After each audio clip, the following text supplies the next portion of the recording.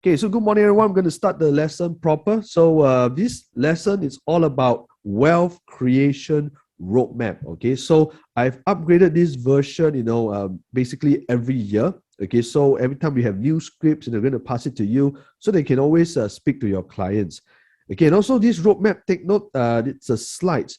But end of the day, okay, how do you use these slides? Is this all these slides are supposed to be in your iPad. Okay, so usually what we suggest is not to just send the whole slides or send screenshots, because later on I'm going to show you a framework on how you can use this wealth creation roadmap.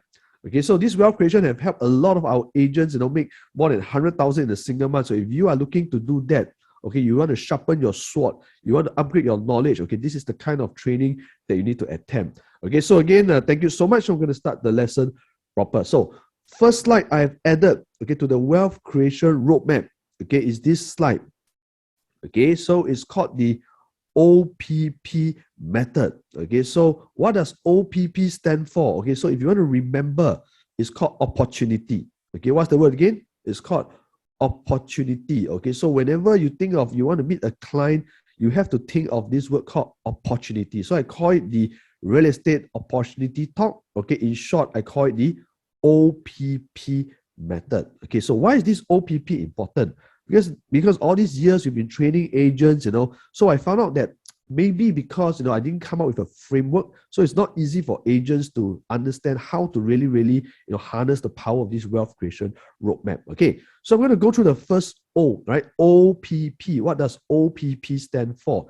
The first O is this. Okay, we must be very, very clear, okay, of our client's objective. Okay, absolute clarity. I understand a lot of times we may think, oh, whether you want to own stay or you want to invest. Usually they always look at this kind of objective, but to me, we have to go deeper than that. Okay, objective really have to be, example, is this client going to upgrade from a HDB to a condo? Okay, so this wealth creation roadmap is suitable for these objectives.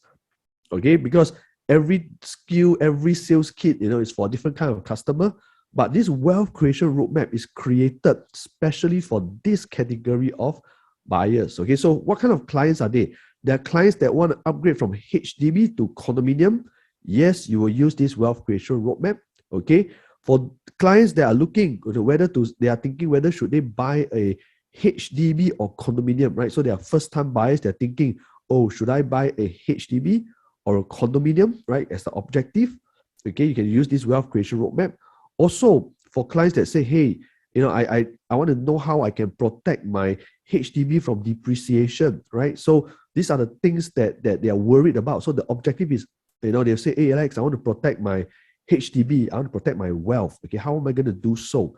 Okay, so another objective can be, example, okay, the clients are looking to double their wealth, right? They are saying, hey, I want to double my wealth. I just want to, I'm young today. I just want to, make the good money so that, I can, for my family, I can provide for my kids. Okay, so I want to double my wealth.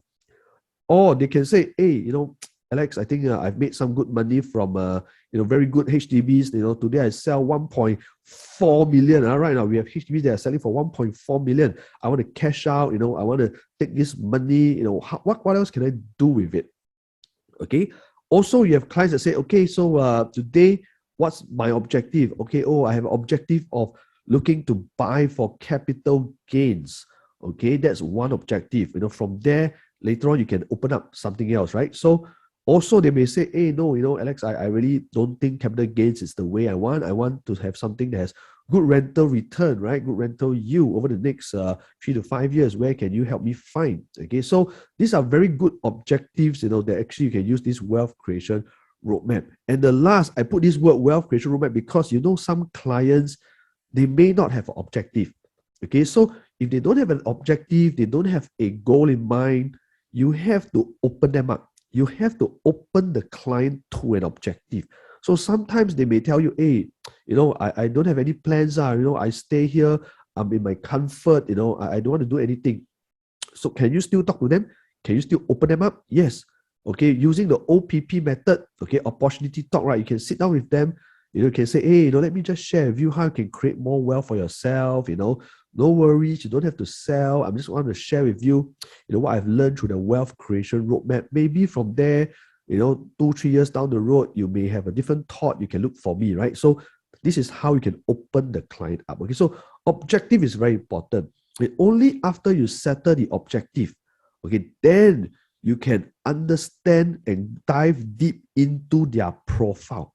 Okay, so I know sometimes they'll think, agents always think, hey, I need to find clients with the money first, before I talk to them. No, by right, we need to talk to them first, create an objective, then we go into their profiling. Okay, so what does profiling means? For example, okay, after you understand them, they may be first-time home buyers, right? So if they are first-time home buyers, you must first assess whether they have the financial affordability, right? Can they actually buy? What kind of down payment, cash, and what kind of CPF they have, right? So you have to go into the financial calculations, okay? So this is what we call the second P, which is called profile, okay? Their financial affordability, financial calculations. Alternatively, they may be clients that are currently owning a HDB or currently owning a condominium, right? So you have to help them understand and work on their sales proceeds, right? So after you know their objective, then you can go into, hey, Mr. Client, what are the current properties do you own? How many owners are there? Any outstanding loans you have? Do you mind if you print out your CPF statement so that I can look into it, so I can help you work out a financial plan, and then I can meet you again, right? So you can always go into this kind of talk with them. Okay, for those who are owning private properties, yes, only those that are owning private properties, under two names, they can look into exploring decoupling, right? So if they decouple, they can buy another property using one person's name. They will save a lot on ABSD, right? So this only applies to private property, yes, decoupling. HDB is either they sell or they don't sell. Okay, so no other choice. Either they sell or they don't sell. But for private property, they can actually choose to decouple. Okay, they also can choose to do equity term loan to take out cash, or you can also suggest to them to renew their portfolio, right? Example, they are owning now like 20 years old, condominiums, getting old, they don't get good rental returns, they don't get good capital gains. Then you can always suggest them to what? Renew their portfolio, right? Sell off their existing old condos and probably buy a newer condominium. Okay, so these are things that you can always suggest to them. And of course, by understanding their profile, you know their income, you know their age. And then why sometimes they don't make a purchase is because they don't understand their financial safety net. Okay, what's the meaning of safety net? Safety net means if today I lose my job, okay, how can I sustain my property? Okay, so they're always having this fear, right? If I lose my job, how am I going to sustain? So you have to work out the numbers to tell them, hey, Mr. Client, not to worry, right? So even if you lose your job, even if you make this purchase, over the next 1 year, you still have sufficient CPF. After you sell this property, you have sufficient cash proceeds for the next 1 year, 2 years. You don't have to worry about installment even without your job. So I think we can't lose a job for like 1 year, right? So end of the day, it's you lose a job, you find another job. I think end of the day, you need to understand and help the client understand their safety net. So only with that they feel comfortable, then they can make a purchase. Okay, so let me recap a little bit. So the first O is understanding the objective. Second, you have to understand their profile, whether is it current properties, what kind of finances they have. You can always, go back home and say, hey, let me work out something for you. And then the third P is what? Is about plans. Okay, so you see this icon, you see two persons sitting down. What does this icon mean? This icon means you have to sit down with the clients to go through with them an in-depth discussion on the plans, right? So after you know their finance, then you know what they are suitable, right? So basically, today I'm going to go through later on the wealth protection, the 3 wealth creation plans. Okay, how many plans we have? Yeah, we have mainly 3 wealth creation plans. Can there be more? I think we can always have, but I think we just use these 3 as a guide so that you can always open the clients up with these 3 wealth creation plans. Okay, so later on this morning, I'm going to also share with you what's the 3 plans. First plan is called the wealth protection plan. Second is called the wealth maximization plan. And third, the wealth accumulation plan. Okay, so only understanding their finance, you can suggest to them the certain plans, right? Whether they are young today, whether they are mid-age or they are old, you can always suggest good plans for them then ultimately, you can suggest which condo to buy. Okay, so which condo to buy? Again, we have the big data. So every month I will be sending out more SMS or more WhatsApp to all of you so that you can know where are the good buys. Okay, so I'm updating this. This will be the next upcoming training really. Okay, so this is the OPP method. So every time next time when you ask me, Alexa, my client this, my client that, I will always ask you which part of the client are you at now? Are you at the O, whether they do not know their intentions, or are you at the P, whether it's about the profile, trying to work out a finance, or are you at the third one called plans? Alex, they don't know what to buy. Can you help me think of what I can recommend them? Then I will always ask you what's the objective. Okay, so I think this whole method, it's a very, very powerful method, not just for us agents to use on the ground. It's also very good for managers and team leaders. So when you speak to your agents, you can speak in this lingo, right? So this gives us a proper framework how we can use a wealth creation roadmap. Okay, so are you guys good, or do you like this plan? Or if you like this framework, can you type into the chat OPP method? So next time when you close the deal, please just help us lah. You must hashtag wealth creation roadmap. Wow, hashtag OPP method. Wow, help me convert the client. So you have to showcase this kind of thing lah. Okay, so good things we must always share. Okay, so this is good, right? Wow, this one I think it's really, really powerful. Okay, so now I'm going to deep dive a little bit into what we call the wealth creation roadmap. Okay, so as mentioned, these objectives are usually for this group of people, HDB upgraders, so this roadmap is mainly for them. So in terms of age group, we split them up. Okay, so usually, okay, I think between the 30 to 55, they are the real target group that they are more willing and more receptive to what we call the wealth creation, right? Because they're young, they want to double their wealth, they're starting a family, they want to have more money for their kids, so they're more interested in wealth creation. Of course, I think the age group has also been lowered. I think now today, even 26, 27, they're also looking to invest already. Right? They're trying to skip this stage. But right below 30, they are what we call asset acquiring. Means, they're getting married, they just want to buy their first home. They're thinking whether they should buy a BTO or not. But today, I think a lot of the millennials, they're skipping this stage really. They understand very clearly, that they should create wealth as early as possible. So this age group might even drop to 25. Okay, so, and of course, for the age above 55, maybe they have different plans. To them, they have already cashed out their place. They really don't want to think about all this. They just want a peace of mind, so they're under the wealth preservation stage. Okay, so they just want to preserve. Maybe they never even think of, much more things really. Okay, so here again, you have to open them up towards what we call legacy planning. I understand you may not have plans for yourself, but what about your children, right? What about your property, leaving a legacy, using this property, and then ultimately making money with this property and leaving it to your next generation, right? So it will be a different conversation. Okay, but I think today the more focus is on the wealth creation stage, between the age 30 to 55. Now, at this stage, what is the three most important questions?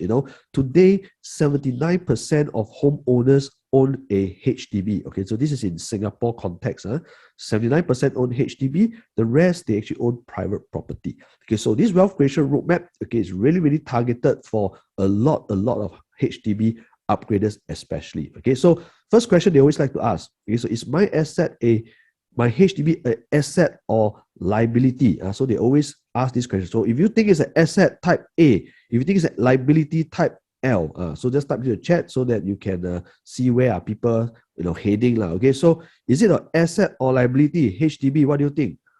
A or L? I don't know. You have to type in. Okay, so see guys, when you do sales, when you ask a client, you have to ask them, Mr. Client, do you think your HDB is an asset or liability? So whatever they answer, please do not answer, because the best form of sales is to let them understand. Okay, I say again, the best form of sales is to let them understand. We educate them. We don't tell them whether it's an asset or liability. Okay, so later on through the slides, they will understand. So second, will the HDB continue to grow or decline? Right? So Mr. Client, will it grow or decline? I have no idea, but later on I'm going to show you some chart, and then Mr. Client, you will decide whether it grow or decline. Okay, so Mr. Client, also, people always ask, should I upgrade now or should I wait longer? Okay, so these are the three most important questions that through these slides, hopefully, you can answer the questions. So next thing is this. They are basically, so I will speak in a lingo that I'm speaking to a client. So can I treat you as clients so that I can present this roadmap as though I'm speaking to clients, so that today for you is to really listen and to understand how we're going to speak to customers. If you're listening for the first time, good, it's going to be awareness. If you're listening to the second time, third time already, it's time for you to memorize the script. Okay, there will be many pages, but once you understand and memorize the scripts, you can always skip pages later. Okay, but importantly, you must know the flow. Okay, so I'm going to treat all of you as clients right now. Okay, so I'll say, Mr. Client, so basically today, your HDB has already MOP'd, right? 5 years, 7 years, 10 years. So basically, you have three options, okay, in general. Number one, your first option is to do nothing, right? So doing nothing, Mr. Client, is also an option. So for number one, you can do nothing. Number two, okay, Mr. Client, which is you can actually keep your HDB and then you will upgrade to a condo, right? You buy a condo and maybe rent out your HDB. So this is like the perfect dream plan that our parents like to tell us. Or you just keep your HDB, then you upgrade to condo, right? Then you rent out your HDB. So this is the second plan that a lot of homeowners would like. And of course, the third plan, okay, Mr. Client, is that sometimes a lot of clients will say, okay, I don't mind selling off my HDB, then I'll look into buying one or even two condos, right, for investment. So these are usually the three main plans that most Singaporeans are doing. So let's talk about option one first. Okay, so let's look at option one, do nothing. So is HDB an asset? Okay, so let's look at the chart, Mr. Client. So it is an asset, okay, to those who bought the HDB 12 years ago or more than 12 years ago. So our parents' era, our grandparents' era, it has been an asset. Because why? We see over the past 12 years or 13 years, HDB prices have went up, right? It has went up by 55%. So it is indeed an asset to many of our Singaporeans. But what is the more important question? The more important question is, will HDB continue to be an asset? That is the key question. Okay, it has already been an asset, but will it continue? So let us share with you some statistics that we found. Mr. Client, okay, just to share with you, HDB prices are on a downward trend since 2013 to 2020. Okay, there's a reason why I stop at 2020. Later, I'm going to share with you what's happening. It has been on a downward trend, okay, since 2013. Okay, and you can see every year, okay, without any factors affecting the market, HDB prices are actually depreciating by around 1.8% on average every single year. Okay, so every year between 1.7 to 1.8%, it has been depreciating. But why? So why has it been depreciating? Okay, because of these certain policies that the government actually implemented. Okay, so example, in year 2013, there are many policies that came on board. First policy example is they have the 5% ABSD for PRs, right? So PRs to buy HDB, they basically drive them away because they have to pay extra 5%.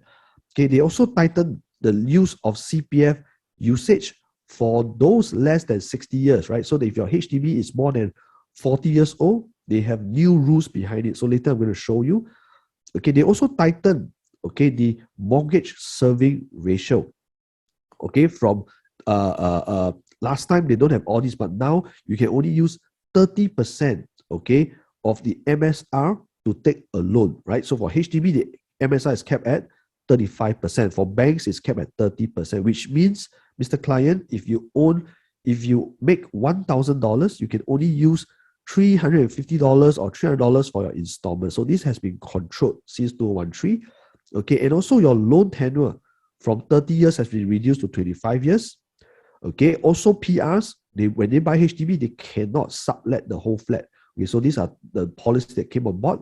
And of course, for PRs who own a HDB, okay, they have to sell away their HDB within 6 months if they were to buy a private property. So if they upgrade, they have to being forced to sell their HDBs. All these policies are a big hit during the 2013 period. And more recently, there's additional things that came.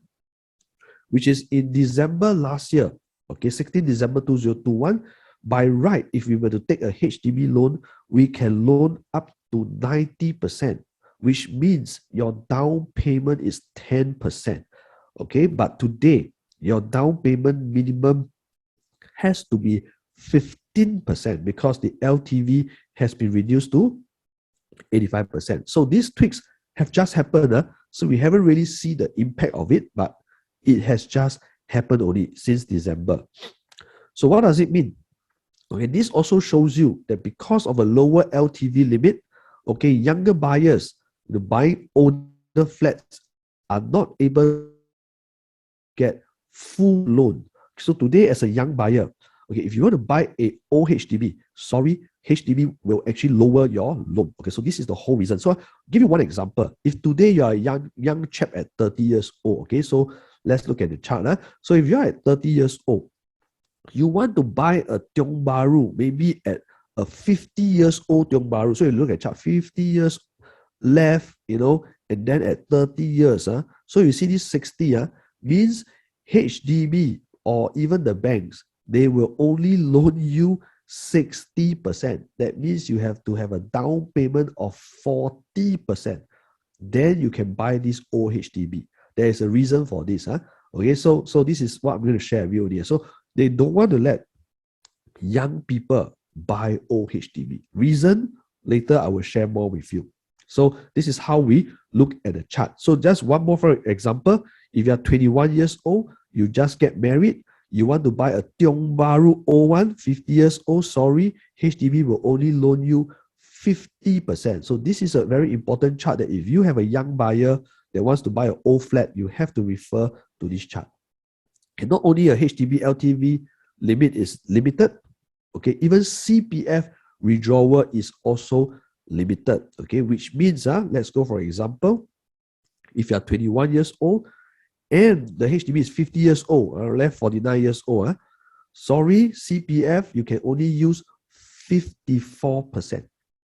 Okay, that's the limit. You can only use 54% of your this example. The house is $1 million. You can only use CPF 540,000. Even if you have 1 million CPF, you also cannot use. Okay, they limit your CPF usage as well. Okay, so these are the things that are in place to keep young buyers to buy old flats. So what are the 3 future issues that will happen? Okay, so number 1, if the HDB is less than 35 years, okay, bank loans are also not available. Okay, CPF, okay, still can use, but no bank loan. Okay, but what if it's less than 30 years? If it's less than 30 years, you cannot use CPF.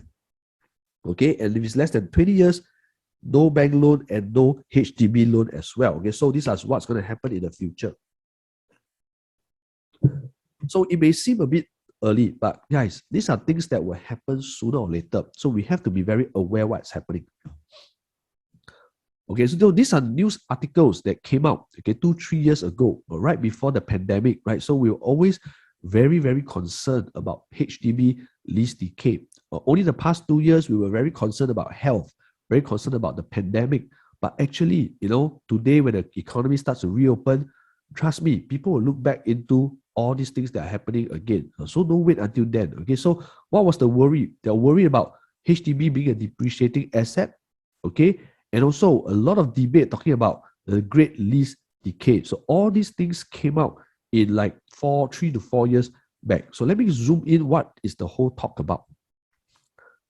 So for example, okay, when your HDB is over 40 years, okay, it's harder to sell because CPF loans are all restricted, right? So things will start to get old. But the thing is this, something that I really like of HDB is this. HDB prices are actually pretty much predictable. Really, they're pretty much predictable. So I give you an example. So today, if a Toa Payoh, a new flat is 660,000.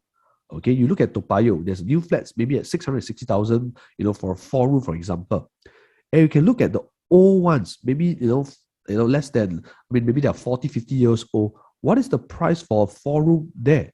It's only probably 400,000. Okay, so you can see, okay, a new flat is 660 and an old flat is 400,000. So let me ask you a simple question. If you're staying in Toa Payoh today, okay, your flat is new, 10 years. Will it be an old flat or new flat 30 years later? It will start to become a old flat, right? So do you think the price will go up or down when it's already in front of you? So I will always say, Mr. Client, you know that HDB prices are very predictable. Today, this is your worth. But sooner or later, it will depreciate in value because it's proven and you can foresee it. Okay, so this is what usually we share with the clients. So even for the other areas, Queenstown, for example, okay, let's look at 5-room flats. Okay, so 5-room flats, the new ones probably is like 800,000. The old ones 700,000. Okay, so Toa Payoh, you look at the 5-room flats. Well, today there's those that are 800,000, but the old ones are only 500,000. So this is actually very predictable. So don't wait until things happen, then you start to panic. Now, if you have sitting on good money, you should really think about your next move already. Okay, this is also another article that was important because Singapore, we are actually facing a aging population. This one not everybody should know. So we are facing an aging population. So moving forward, there's definitely going to be more downward pressure, okay, by the aging population to have this kind of supply in the market, because as time goes by, okay, the old HDBs, basically there will be more and more HDBs that are older, and this will lead to a resale supply.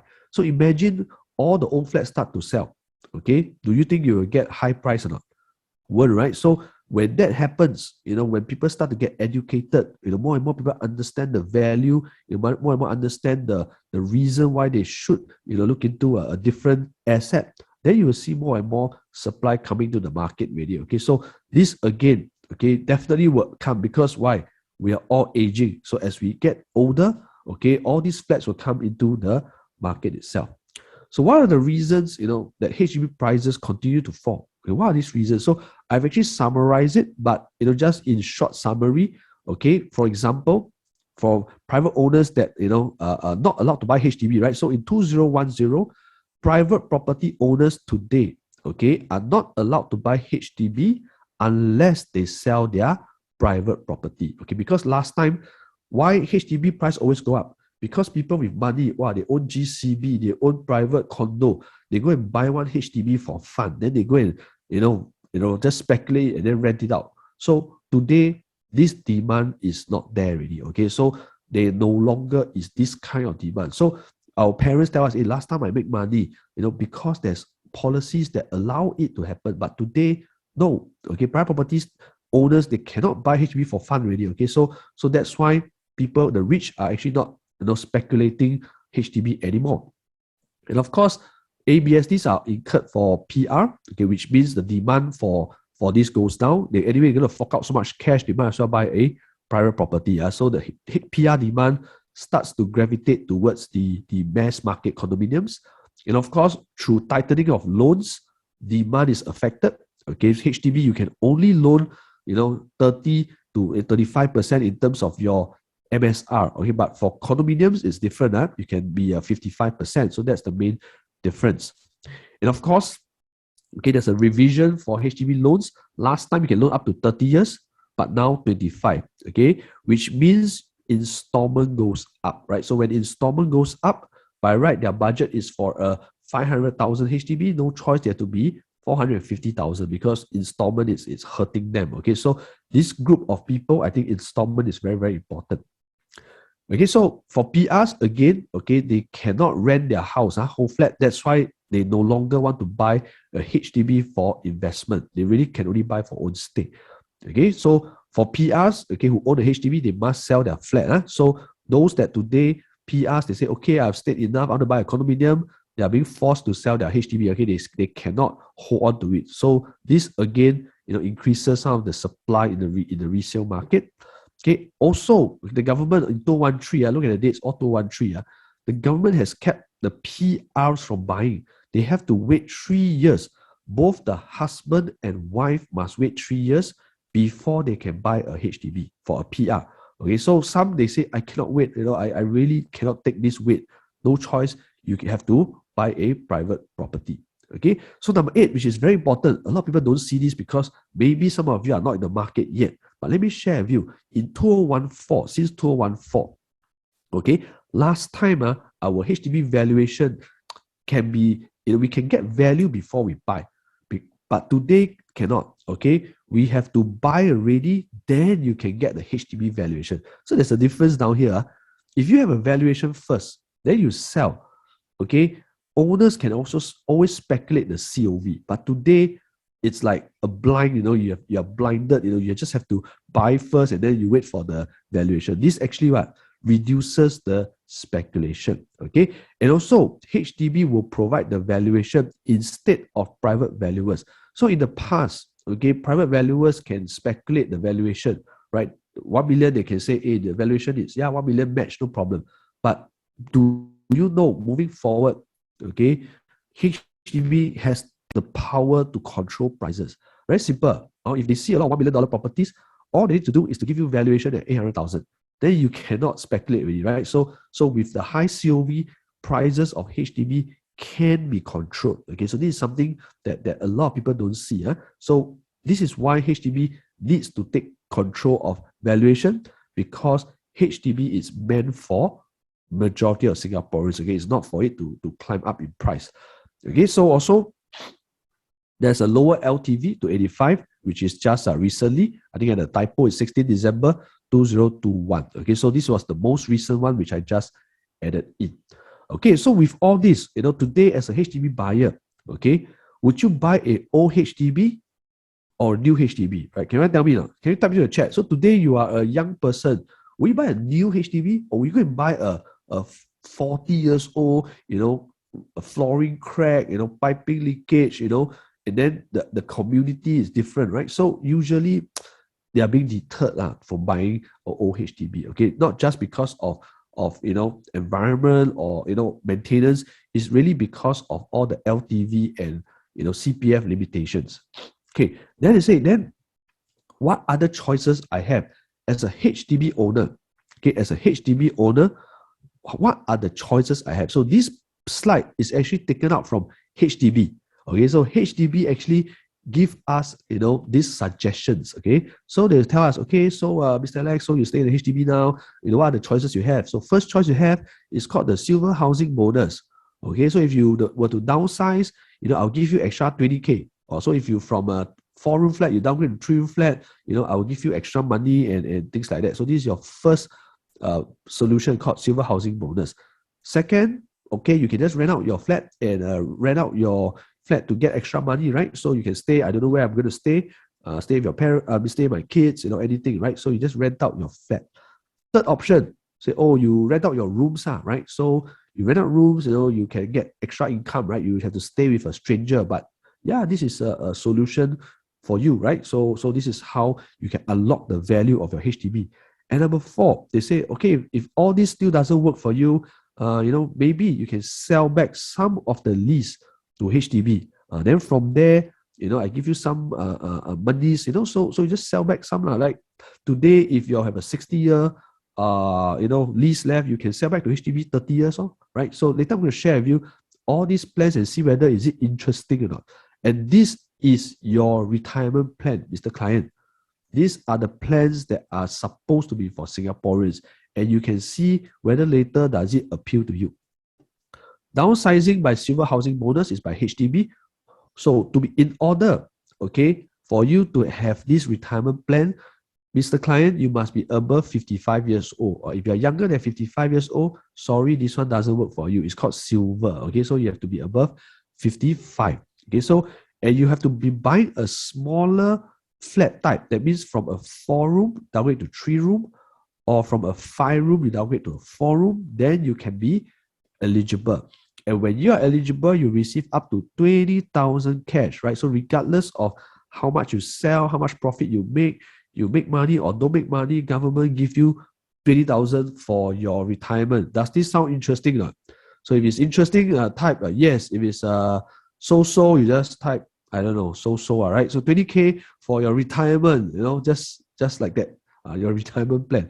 Okay, so if it's not so interesting, maybe you can look for lease buyback. It's called the LBS. So this is also by HDB. But what is the eligibility? Eligibility is this, you have to be above 65 years old. So if you are younger than that, sorry, this doesn't apply to you. And you must have no outstanding loan from HDB. Okay, so no loans and above 65, nothing to do already, then you can actually sell back some of the lease to HDB. Now, what is the main issues with this?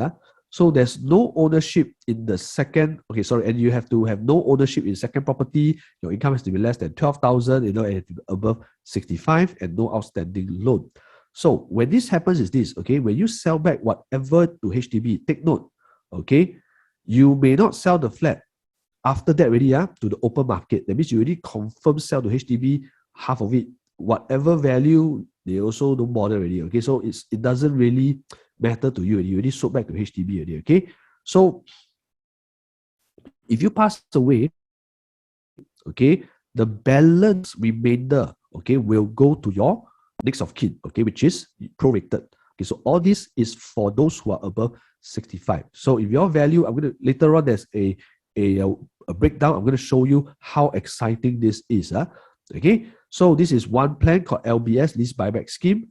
Of course, number 3, sublet rooms. You all should understand already, sublet rooms, but you have to stay with stranger, everyday stranger in your house. Do you like it or not? This is sublet rooms. And of course, sublet entire flat. Sublet entire flat means you have to stay with your kids or your children or your relative, right? So this might not be the good solution. So all these retirement plans are for those who have no plans. So these are what the government actually offer. Now, what is the lease buyback scheme? I don't want to go to the details. I just want to give you the summary. So today, if you're above 65 and your flat is worth 520,000, and not bad, you still have a 65-year lease. You want to sell back 30 years lease, no problem. So based on 520, you sell back 30 years, you still have 35 years. This will work out to around 219. So just to give you the summary, it's 219. So with that, right, the husband and wife will each get 109. So you sound not bad, right? You sell back 50%, you still have 109 each. But take note, there is a lease top up. There is a BRS, basic retirement sum, CPF top up that you need to do. Based on last year, because this whole chart is by HDB. So based on last year, the basic retirement sum top up is 93,000. Guys, this year is higher, but let's take it as last year first. That means to say, if each of you get 109,000, each of you have to pay back 93,000 to your CPF. This is the meaning. So you get back 100,000, you have to pay back and top up your CPF to 93,000. So if the husband has 73,000, only has 20,000 in CPF, you have to pay back 73,000, right? So if the wife only have 5,000, you have to pay back, 88,000. So at the end of the day, you really don't have much cash left already, right? So if you were to take 109,000, you pay back 93,000, for most of the you use your HDB, you use your CPF to pay for HDB, you only have like 10 over 1,000 left in your CPF for retirement, right? So this is their scheme. And of course, all this money in the BRS, they will tell you, every month you will take $1,000 just like that, right, to live the rest of your life. So $1,000, I think cannot keep up with inflation today. What can we do with $1,000 today? Right now, our coffee and our chicken already getting more and more expensive already. So this is the plan. So this year they'll think, Alex, I think this is not bad I can retire. If you are like young today, let's say today, ladies and gentlemen, let's say just for example, you are 30 years old. So you are 35 years old today, and you're looking at this kind of scheme. Let me show you what is going to happen at the BRS. So this is the CPF BRS forecast. The basic retirement sum increases every single year. So if you are 35 this year on average, and you become 65, this is 30 years later. Ladies and gentlemen, 30 years later, your BRS is 233,000. Today, just now, the example I use is 93,000. This year is 96,000. So can you imagine 30 years down the road, your HDB value, you half it already, you still not enough to top up your CPF. So by looking at this bluntly, trust me, this lease buyback scheme will not apply to Singaporeans. Maybe in the next 5 to 6 years, the government will change this policy already. Okay, so this is the kind of, no need to even think about this lease buyback really, because you will not have enough money end of the day. Okay, so does it matter? Okay, if why does it matter if my HDB get older? Say, Alex, don't worry, don't need to talk to me so much. My HDB, I'm okay. But maybe when it gets older, maybe I get this thing called SIRS. Right now, what's SIRS? SIRS means Selective En Bloc Redevelopment Scheme. Okay, it's basically an en bloc for HDB. They'll say, no problem, HDB will buy my house, so I en bloc. This is the very old education that has been taught to us. Okay, so how true is it? Now, basically, okay, this is a very important article that came out in March 2017. Guys, the date you must remember. Okay, this is the whole turning point really. Okay, in March 2017, okay, our previous National Development Minister Lawrence Wong actually came out and said, don't assume all HDB flats will be eligible for SIRS. Cautions Lawrence Wong. Okay, so he already came out and said, we don't assume. He was going to set the expectation for all Singaporeans already. Okay, don't assume. Because why? Since 1995, which is a good 27 years already, only less than 4% are eligible for SIRS. Less than 4% in the whole of Singapore. So it's like I don't know. I think you strike Toto also, you strike 4D also easier, right? Not? So 4% only, which means 96% of HDBs, sorry, you won't be looking at this already. Okay, so it's only for the selected, there's really locations that the government wants the land. So recently, okay, there was only 4 blocks, that was SIRS. Of course, yesterday there was another news, but I think that news not really relevant to us. Yesterday there was a Woodlands 6 blocks being SIRS because they need to expand the Woodlands checkpoint.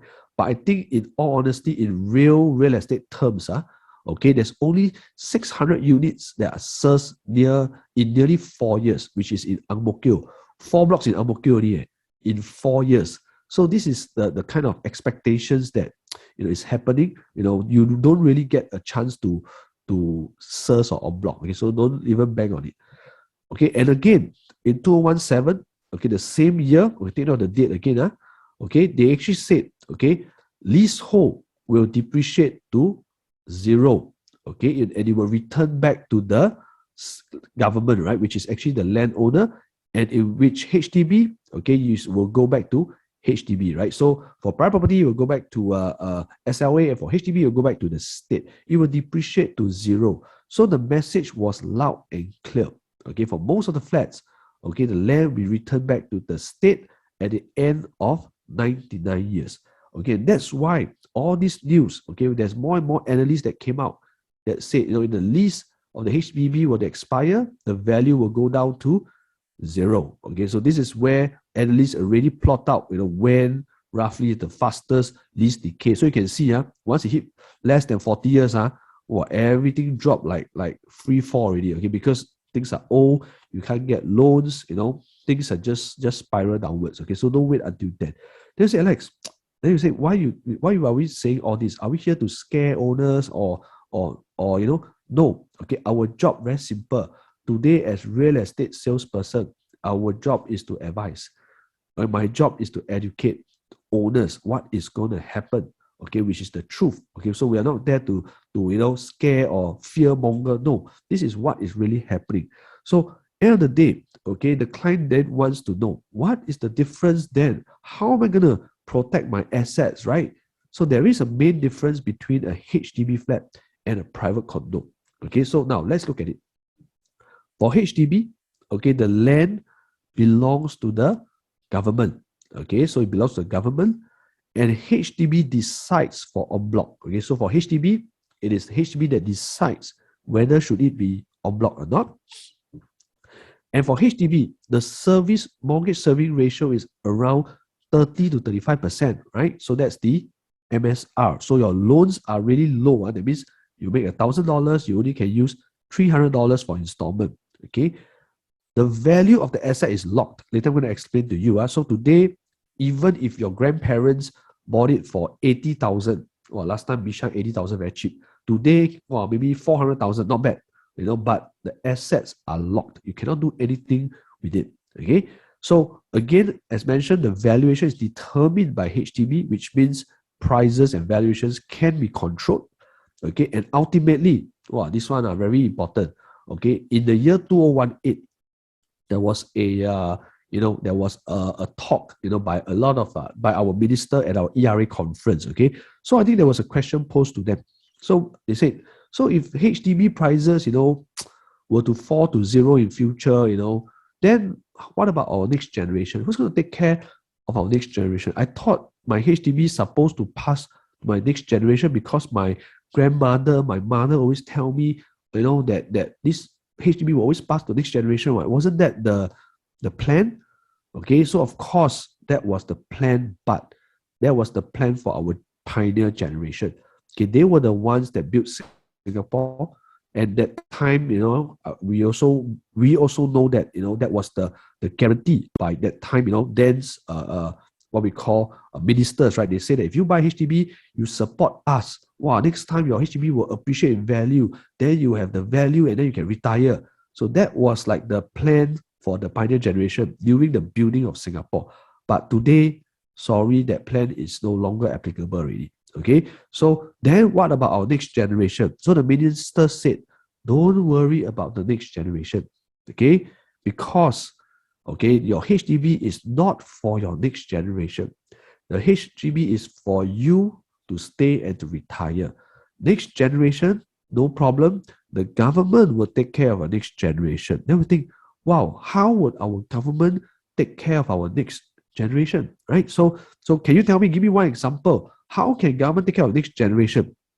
Okay, so how do they take care? So they will take care by offering BTOs, giving you first-timer grant, married couple family grants, singles grants, just to let you buy a property. So all these grants that they have is actually, indirectly taking care of the next generation. So this is the whole basis of HDB. It's really for you to stay, for your roof over your head, so that you have a home, right? So that is the whole, goal and mission for HDB, to have affordable housing for all Singaporeans. So that is the whole game plan. You cannot have prices going up. If not, our generation, next generation will complain, right now. The next generation will strike, right? Can't eat, because prices so high. So they have to keep HDB affordable. Then what's the difference between a private condominium? So for private condominium, the land actually belongs to private owners. Okay, what do I mean by that? Okay, so you say, Alex, private condo also 99 years, right? HDB also 99 years. No difference, right? There is a big difference, okay? Because why? Private condominiums, when it reach its stage of 30 years old or 40 years old, the private owners can band together and decide on the en bloc. Once you hit 80% approval rate, they can go for en bloc. Right? Like recently, which condos got en bloc? Can you put in the chat? Let me drink a sip of water first. Which condominiums actually got en bloc recently? If you guys know, you must be reading the news articles, okay? So yes, right, Lakeside Apartments, they just got en bloc, okay, in Jurong. And also there was a major en bloc at Golden Mile, right? So Golden Mile also got en bloc, right? So all these older condominiums, when they start to reach 40 years of age, they can actually en bloc, and there will still be value because developers can buy. But if it's HDB, apologies, you cannot en bloc. Even if you want, you don't have the choice. Okay, so but private condominium, yes, there's a choice. That's why there is value in owning a private property. Okay, this is the main reason.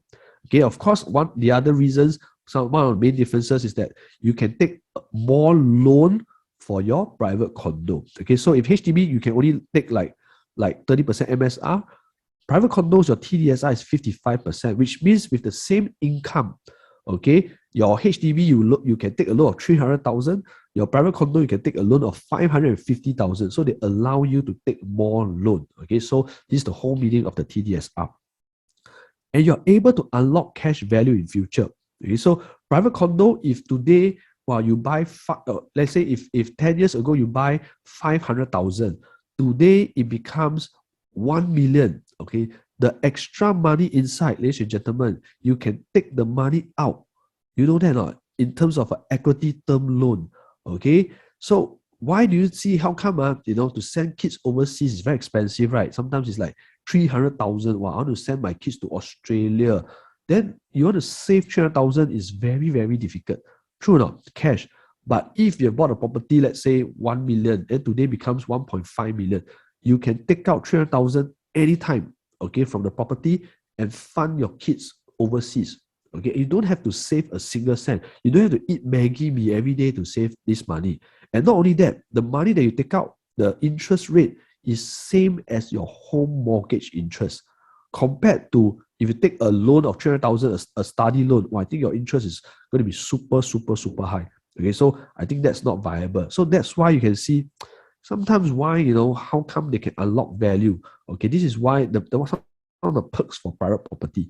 Okay, and of course, valuation is determined by the banks. So, really it's determined by the market forces, not so much of control. And ultimately, yes, private property you can pass down to your next generation because there is residual money involved that can be en bloc, or if it's a freehold, yeah, of course you can pass down. Okay, so all this is very much possible. So this is the main idea, and I wish all these were taught to me when I was 21 years old. Nobody tell me all this. I have to struggle, go through, read up and understand. Then I see the picture of this. Okay, so if someone has taught me this when I was like 21 years old, I think today, I will own more properties already. Okay, so this is a really, really important slide that everybody should start to understand. Okay, so, and then because of that, another important slide, okay, there was a widening gap between HDB prices and condominium prices, right? So the red line represents HDB and the green line represents private property. So there is a date. Take a look at this circle here. By right, condo and HDB prices, they all go in the same direction. But in 2017, something major shift. You can see that the private property prices start to rise, but HDB prices still continue to decline. So this is where I talk about all those news by Lawrence Wong and the media and everybody start to awaken, right? So this is a gap in prices. I call this the knowledge gap. Okay, so ladies and gentlemen, knowledge is important, true or not? When I give you knowledge, can I say, hey, I want to take back the knowledge, I want to unwind, I want to rewind? Cannot, right? So when the market and Singaporeans are educated about HDB and private property, lease going back to zero, this knowledge cannot unlock already. That's why you can see private property increased by 27%, but HDB, you only increased by 16%. So the gap will only get wider and wider. Okay, the gap will only get wider and wider. Private property will still continue to go up. HDB and will continue on its own pace itself. Okay, so because of this thing called the knowledge gap. So also moving forward, okay, there's going to be a lot more supply in the market. Okay, so 2022, okay, which is going to have one of the most this year going to have the most upcoming supply of MOP. Okay, so this will put in more pressure towards HDB prices because why? More supply and more people want to cash out and to buy condominiums. And that's why today you can see why our condominium mass market, people don't want to co-broke because everybody wants to buy.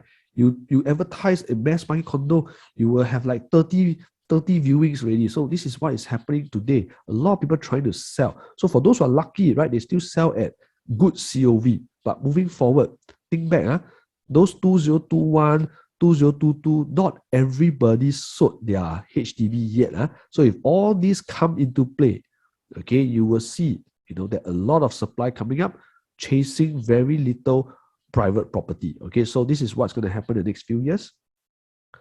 Okay, so also a slide to show you. This is the actual slides for 2013 to 2022, right before the pandemic. Okay, the turning point is the pandemic. A pandemic is an external force that actually came into that affect real estate, right? So if there's no external forces, you can see wherever you're staying, more or less, it has depreciated quite a fair bit. Okay, it has depreciated quite a fair bit. Only these 2 years, some of it recovered. Okay, so for 4 rooms, it's the same. Even for 5 rooms, okay, so everywhere it's not spared. Okay, so this is what we will show you, that if there's no external forces, okay, prices will continue in this downward trend. Now, then it comes to the most important question. Then the pandemic struck. So is the pandemic a good news or bad news, right? So of course, health is bad news, but there are many, many different news everywhere, right? So to different people, it's different news, but in the real estate, okay, it is probably somewhat good news, okay, because of all these things that happen. It delayed construction, it increased costs, it made people relook into real estate again, and because of that, okay, you can see the longer wait for BTO actually push up all the HDB and condominium prices. It is because of the long wait of BTO, okay? So imagine BTO is not delayed. Okay, so last time BTOs can take 3 to 4 years. Today, BTOs can be 5 to 6 years, right? So recent news also, there was extension. So when things start to resume, today the economy is starting to open up again. So when BTOs start to resume, when new 21-year-olds, 22-year-olds, they can buy BTO, do you think they will buy a 35-year-old HDB, or would they buy a BTO? Trust me, they will all go towards this already. And that's where, okay, we say that now, because of the pandemic, okay, all these profits that you have, all these losses that you have made in the past 8 years has been recovered in just 2 years, Mr. Klein. Okay, so I say again, all the losses you have made in the past 8 years have recovered because of the pandemic in 2 years. Okay, so this is actually one of the best time in 8 years to unlock and realize your profits. Because if you don't unlock it, it will resume back to normal, which means all this money you're sitting on again will start to evaporate. Okay, for those who are not in the market, in the past 12, 15 years ago, there was a time where Punggol Sengkang was 80,000 COV. 80,000 COV. And when 2013 hit, 80,000 COV didn't fall to zero. It fall to negative 80,000. Okay, just in a span of like 2-3 years. Okay, there was a big change in 2013. So it's no joke. So today they may say, hey, yeah, not bad. My money are sitting on what I can sell 100K above COV. Wow, no problem. I'm good. Later, when things start to resume, you may not just get 100K, you may reduce to minus 100K. So if you can get 100K COV, reduce to market, and then you go to below 100K, you will be losing at least 200,000 for just a 5-room flat. And this is what we have witnessed in Punggol itself. Okay, I witnessed this. So don't wait until you lose money, then you start to, I should have listened to you. Okay, so this is how you're going to share with the client. So this is the things that this is the slides that you can use to share them. It's a good time to cash out. Why wait? Why wait until you want to go back to this negative? Is it? No, right? So it's a good time that you can cash out and then move on to your next phase in life. Okay, so with this, wow, do you all realize what I've said so far is only option one? This option one is called do nothing. That means they just do nothing. All these things are going to happen to them. Okay, so that's why I say for clients that don't have an objective, you have to sit down with them and go through with them these slides. Okay, so if they are convinced, they will say, okay, but I really want to keep my HDB. Okay, also option two, I really want to keep my HDB. I want to upgrade to a condo. I believe in you. I think a condominium is good. I want to invest. Then maybe my parents say just rent out my HDB. So I'll say, okay, so if option two is your option, let's look into it. Now, are you ready to upgrade to a condominium today? So most of you maybe own a HDB today, you want to upgrade to a condominium. Is it really possible to upgrade? Now, there are a lot of new ABSD and LTV cooling measures in the past few years, and not many clients actually know about it. We are agents, we may know, but the clients on the ground, they really don't know. And so don't assume they know all these things. They really don't know. You got to sit down and explain to them, okay, let's see how we can help you upgrade, right? So this is the OPP method. The second, the P profile. They must understand their current finances. So today, if you want to upgrade to a HDB, the first question you always ask is, do you currently have an outstanding loan, right? So if you have an outstanding loan, okay, sorry, let me just say, so today we own a HDB. Okay, you want to buy a second property, you must first know that there's this thing called the ABSD, right? So if you want to buy a condo, you have to pay an extra 17% because you own the HDB. So if you're going to buy a $1 million condo, you have to pay a tax of 170,000. Are you willing to do so? If the client say, okay, I don't mind, then you have a very good client. But most of them probably somewhat mind lah. Okay, so I would mind lah. 170,000 is a lot. Okay, so my HDB, if it's only worth 400,000, then 170,000 is like nearly 40% of my HDB value. So why would I, do such make such a move, right? So this is the HDB rates. Now, second, the next question you need to ask is, do you currently have an outstanding loan? Okay, so if you have an outstanding loan, Mr. Client, your second home loan, maximum you can only get 45% loan. They say, huh, really? Yes. If you want to upgrade and you own a current, you have an outstanding loan, your next loan, you can only get maximum 45%, which means your down payment, Mr. Client, has to be 55% down payment. That means to say, if you buy a $1 million property, you need to have a down payment of 550,000. Are you okay with it? Again, if they're okay, you have a very good client. So then I'll share with them this summary page, which I really like, because it's very simple. Okay, so Mr. Client, okay, let's look at this. You need a 55% down payment, okay, and then you need to pay a 17% ABSD on top of your BSD, which is your buyer's stamp duty of maybe around 4%, which makes it 21%. Okay, so if 55% plus 21%, how much do you need? So for a $1 million property, 55% and 21% is 76%, right? So you need 760,000 to buy a $1 million property. Can or not? Well, if can, your client really good. 2 thumbs up for you. Okay, but most of them cannot. So say, no worries, Alex. I have a lot of CPF. My CPF very full one. I have a 200,000 in my CPF. Okay, yes, no problem. Then, Mr. Client, you have to understand. Okay, if you were to buy a second property, even though you have 200,000, sorry, you cannot use 96,000. It's called the basic retirement sum. So if you have 200,000 today, you can only use 104,000 from your CPF. Yeah. So I say again, okay, if you have 200,000 CPF, you can only use 104,000.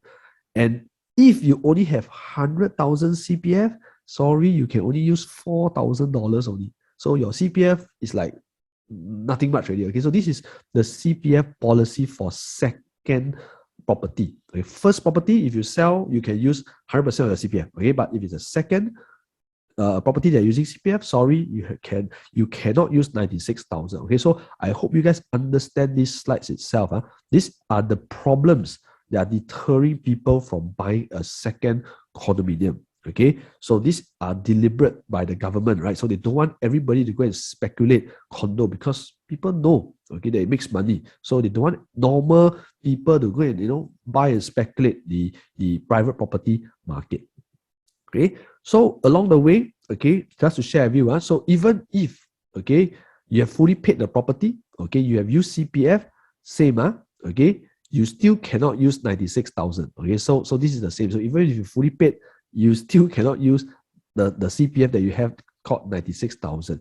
Then they will say, okay, no problem, Alex. I think about it. Maybe 5 years down the road, then I come and look for you, right? So take note, if 5 years later you come and look for me, your CPF BRS will be 108,000. So every year that you don't buy the lesser CPF you can use for your second property. So the longer you wait, the lesser CPF you can utilize for your second property. Again, this is a forecast. It's not accurate, but on average, you can see the longer you wait, the second property, the lesser CPF you can use. Okay, so this is a BRS forecast.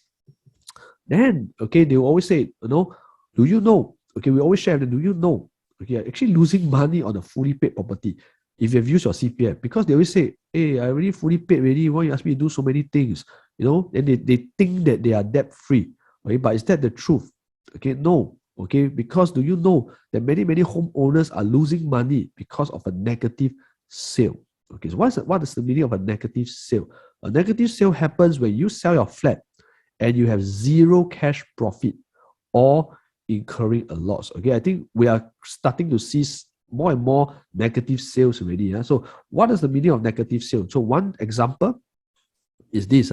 So if you have utilized 400,000 in your CPF to buy your flat, okay, for example, okay, in the next 10 years, okay, you will probably have to sell, okay, more than 512,000 just to break even. If not, if you use 400,000, you sell 400,000, you have technically lost 112,000. This money supposed to be your money, okay, if you put inside CPF, but because you use it for HDB, okay, you fully paid, by right, this 2.5% CPF is to you, government pay you, but because you use CPF, sorry, the government don't pay you this money, right? So you have technically lost 112,000. And can you imagine, okay, you have to sell 512,000, okay, to break even. So can I share, can you guys let me know, 10 years later, what will the value of HDB? Will it be more or less? Right? Will it be more or less? If it's more, then yeah, maybe you break even. Break even only. But if it's less, what if you sell this HDB for 350,000? You lose even more, right? So they actually don't really understand that they're actually losing money even if they fully paid a property. Okay, so just take note of this accrued interest. Okay, so the longer you wait, okay, the lesser loan you can get. Okay, so since 2012, again, not many clients know, okay, that actually today, if you're 35 years old and your income is 7,000, okay, and you wait 10 years to buy, you say, okay, maybe now is not the time, my income still the same, right? 10 years later. So if you buy today, you basically can buy a $1.1 million property based on the 7,000 income. But if you wait too long, okay, you can only buy and afford 880,000. Why? Because our loan maximum is 30 years and it cannot exceed 65 years. Okay, so if you're 35 years old, you get a 30 years loan. If you're 45 years old, you get a 20 years loan. So the ticking time clock starts at 35 years old. So who is above 35 years old? Put your age, no, just say yes, right? So you're above 35 years old. Every single year, your affordability drops, okay, because of our age alone, and we have to face the fact. Okay, so these are the MAS regulations. Okay, so the longer you wait, the lesser loan you will get. Okay, not only that, okay, the longer you wait, the higher your installment, right? So even if you have the budget, you are 35 years old, today you buy a $1 million property, okay, your installment is like 2,500, very healthy. But if you buy the same 1 million at 45 years old, your installment become 3,600. So can I ask, should you buy early or late? Put in the chat. Should you buy when you are young or you are old? Okay, because why? Sometimes, okay, these are the slides that you have to use to share the client. Mr. Client, is not about that 10,000, 20,000 more. It's about next time, if you were to wait and if you miss the boat, okay, your installment will just get higher. The rental for $1 million property, example, is 3,000, means it's 3,000. Okay, so you definitely want a lower installment, right? So this is why we don't want you to put too much, a focus on more, or I have to pay another extra 5,000, extra 10,000, extra 20,000 on a $1 million property. It's okay. I'd rather you pay, at least you still understand that in future you still can afford. Okay, don't miss this. So this is how you can actually talk to the client. Now they say, okay, Alex, I understand what you mean, but I just, I have no choice, right? I cannot afford this for 55% down payment, and then I still have to pay 17 tax. Then what is the natural option next? No choice already, right? Then they have to sell, right? So they have to sell their HDB, then they can buy their condominium. Now, this is where things start to get exciting, right? So they say, okay, I listen to you, I'm going to sell. So what's next, and how am I going to do it, right? So again, these are the three plans that's going to happen in Singapore. Just to share with you, Singaporeans are living in asset-rich, cash-poor society. It means we have a lot of money sitting in their HDB, in their condominium, but no money in the pocket. Okay, so a lot of them are looking to unlock their assets. Okay, and also, okay, the percentage of HDB will continue to fall. Okay, last time in the 60s, 1960s, when they start to have HDB, you have a HDB home ownership rate of 90%. Slowly, okay, it dropped to 80%. Today is only 79%. So moving forward, the younger people understands this already. So you will start to get lesser and lesser people staying in HDBs already. Okay, so as income rises, education rises, standard of living also rise, right? That's why expectation also rise, right? When they start to see their friends, hey, my friends have a swimming pool. That's where one swimming pool can tip the scale. They will say, no, I will buy EC already. Okay, so EC becomes a very natural progression for first-time homeowners, even for the 25, 26-year-old. Okay, so this is what is happening. And private property, okay, will be a desire and aspiration for every Singaporean. Okay, so moving forward, when they start to realize, the value of their homes, they will look at private properties more. Okay, so why maximize your asset? Okay, so there are some scripts that you can use, right? So for example, okay, do you know that you're able to buy a new property and upgrade your lifestyle without forking out extra cash? Okay, so the keyword is without forking out extra cash. So later we'll go through with you some scenarios why without extra cash. And also one script I like to use is this, Mr. Client, do you want to double your wealth in 3 to 5 years? Okay, if you want, type yes. You don't want to type yes. Now let's take a short 1 minute to engage you all. You want to make money now, double your wealth. Double. Ladies and gentlemen, it's called double. Okay, not increase, called double. So I always motivate my client that. Double. Okay, so later I'm going to share with you how. And of course, number 3, okay, if you currently own a private property, you can actually look into cashing out some of the money, right, for your kids to go overseas, or even to look into other investments. Okay, and it's only for private property, and ultimately is to protect your assets from depreciation. Then it comes to 3 most exciting wealth creation plans, okay, that we have to offer for all our clients. Number 1, we have a wealth protection plan. Number 2, we have a wealth maximization plan. And number 3, we have a wealth accumulation plan. Now, these 3 plans are somewhat different, so I'm going to share with you in depth on what this plan is about. So what is the wealth protection plan about? So wealth protection plan is very simple. Instead of a client today, they want to downgrade or upgrade to a HDB, so usually they'll come to us, hey, Alex, agent, I want to upgrade, I want to downgrade. So this is the very normal scenario. But today, we have to let them know, okay, if you really want to protect your assets from depreciation, you have to sell and buy a condominium. You stop upgrading and stop upgrading and downgrading in the HDB market. You have to buy a condominium. So it's a very simple theory to share with them, that it's just buying a private property. That's the whole idea. Okay, so you did not have extra cash for down payment, because when you sell your HDB, okay, I will work out the finance with you, Mr. Client. From there, you might have very good money to buy a condo without forking out extra cash. Okay, so let me share with you the plans. Can I have your outstanding loan, CPR? That's where you do your financial calculation. Remember the OPP method. So you must, from there, open up the objective, work out the financial plan.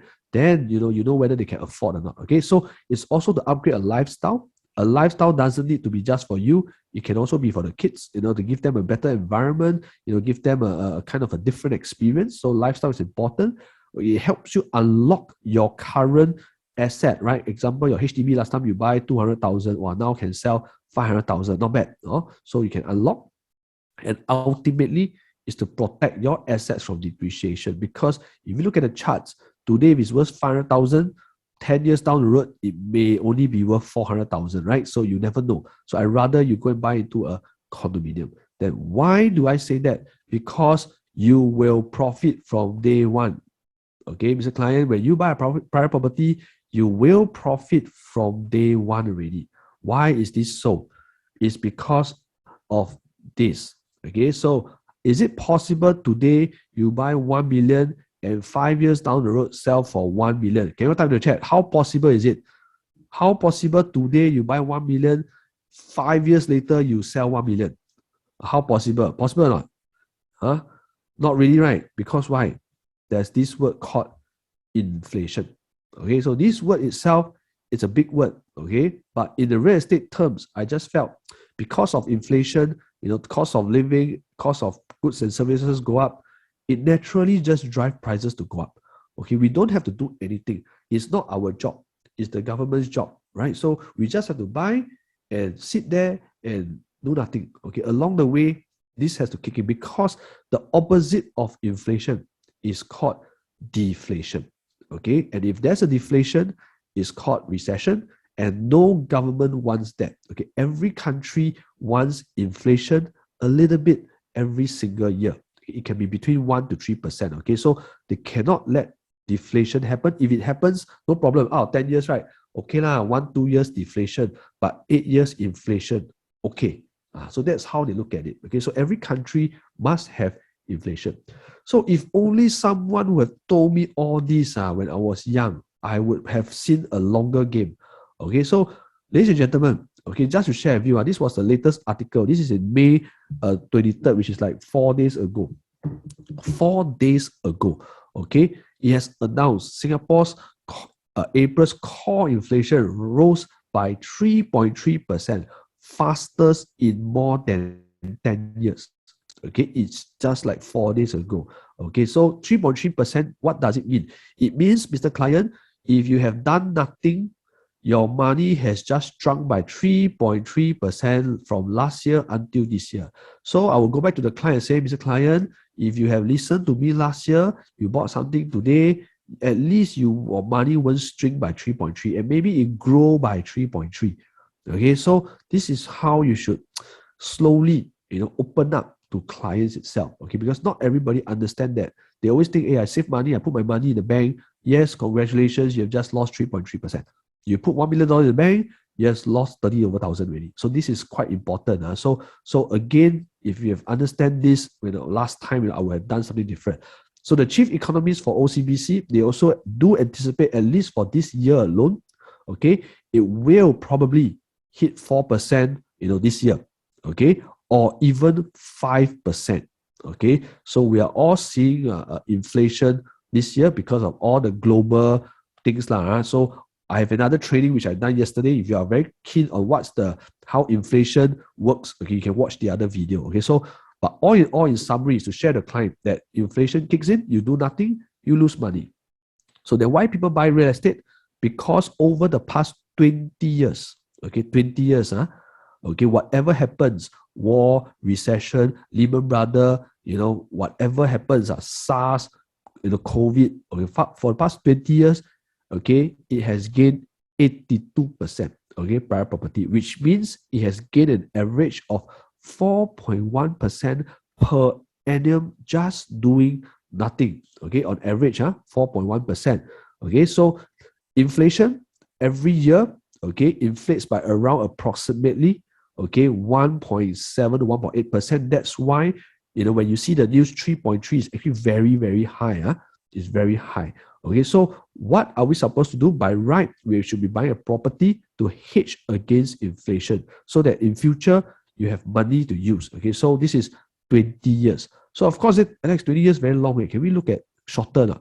Can, no problem. If you look at 4 years ago, okay, private property has gained 23%, which means every year by doing nothing, you have made 5.8%, which means if you have owned a $1 million property, okay, you would have already made 230,000 in the past 4 years. Okay, and this is a lot of money, 230,000. Okay, that's why your coffee from $1 become $1.20. Okay, because you have made money from property. This is what we call hedge against inflation. Okay, so this is real dollars. Imagine you own a $1 million property. I believe a lot of agents own a lot of properties. So you made like 200,000 already just by doing nothing. Okay, so next question is this: if you invest in a $1 million property and inflation appreciation of that property is 3% a year, okay, what is your profit in 10 years? Can anyone share with me? Okay, this one 30 seconds, you're going to type into the chat. So if today, okay, you buy a 1 million, okay, let me convert this. The client asks you, Mr. Agent, if today I put $1 million property, 10 years later, how much money will I make? If you can answer me, I buy from you today. Okay, so what is the amount that the client will make in 10 years? Can you put into the chat? By now, everybody should know how to calculate this. Okay, so if you don't know how to calculate, you have to practice, right? So because the client will just ask you this, and this can be your game changer, right? If you can answer, they buy. You cannot answer, they don't buy. So can anyone type into the chat, what will be your profit, in 10 years' time? Can you share with me? Okay, so David, what do you put in? You put in 1.3 million. Any others now? Want to try? Guys, you're going to try right now. Okay, for those who know, don't put For those who never tried before, please do it. Okay, because why? It's important to understand all this theory. Okay, in 10 years' time, okay, yes, you may think it's 1.3 million, but it's actually more than 1.3 million. Okay, so you probably have to use a calculator. Okay, you just have to do to the power of 1.03, you will get 1.34 million. So it's more than 1.3 million itself. There's another 40 over 1,000 down here. Okay, so why is this happening? Because of the power of compound interest. Okay, so compound interest makes it a lot of money. So don't just look at the 3%. It's compounded every single year. So Albert Einstein actually said, so compound interest is the eighth wonder of the world. He who understands it, earns it, and he who doesn't pays for it. Okay, so it's an important element in real estate. So we get rich by investing, we get wealthy by compounding. So if you want to get wealthy, okay, not just rich, wealthy, you have to write on the power of compounding. Okay, now this very important slide. Wow, this one. Come, let's look at the details. So today, okay, people always say, hey, why should I buy a property? Why should I even think of this? So very simple. Let's look at Commonwealth today and Redhill. Okay, so today, if you were to be at Commonwealth, for example, you buy a Redhill, let's say a 4-room HDB. Okay, you buy it in the year of 2014, which is 7-8 years ago. 700,000. Today, how much is it worth? It's only worth probably like 720 plus, right? So that means for the past 7 years, okay, to 8 years, you only make a profit of 25,000 if you bought a HDB there. Okay, not bad. You never lose money. Good. But what if you can turn back time? If you have bought a Commonwealth Towers in the same time period, okay, in the same year 2014, you bought a studio, very, very small unit, okay? But in the next, 8 years, you have made how much? 127,000. So, guys, is knowledge important? It's very important. If you have made a different decision, your profits is 5 times the difference. Yes, then people will say, Alex, this so small, this one, they always like to say, what? So small, 不是人住的, right or not? Cannot stay one. Wow, this is so tiny. How am I going to stay? But I need a fan. I need a big space. Okay, then I always share my client. Mr. Client, end of the day, it's very simple. Do you want to make this money? Okay, why? First, you buy this, what I call the 不是人住的, right now, very small, very small. But then you make this money. Then 7 years later, you use this money to buy the HDB, the 四人住的, okay? You buy back the same HDB. Can or not, this plan? You make extra 100,000, okay? And when you buy back this HDB at 700,000, 7 years later, will this HDB be more expensive or cheaper in 7 years' time? End of the day, it's the same price, but now you have an extra 121,000. So these are the things that we have to ask the objective, Mr. Client. What is your objective? Right? You want to make some money to buy the HDB? I can help you, but you have to buy a private property first. 5-7 years later, you can buy back your HDB anytime you want. Okay, same time, different profits. We pull out also a Bishan. Similarly, you bought a Bishan, okay, in 2013 period at 480,000.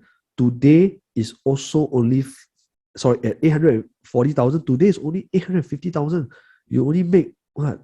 $7,000 holding 8 years. I don't think is wise, right? 8 years you don't make money.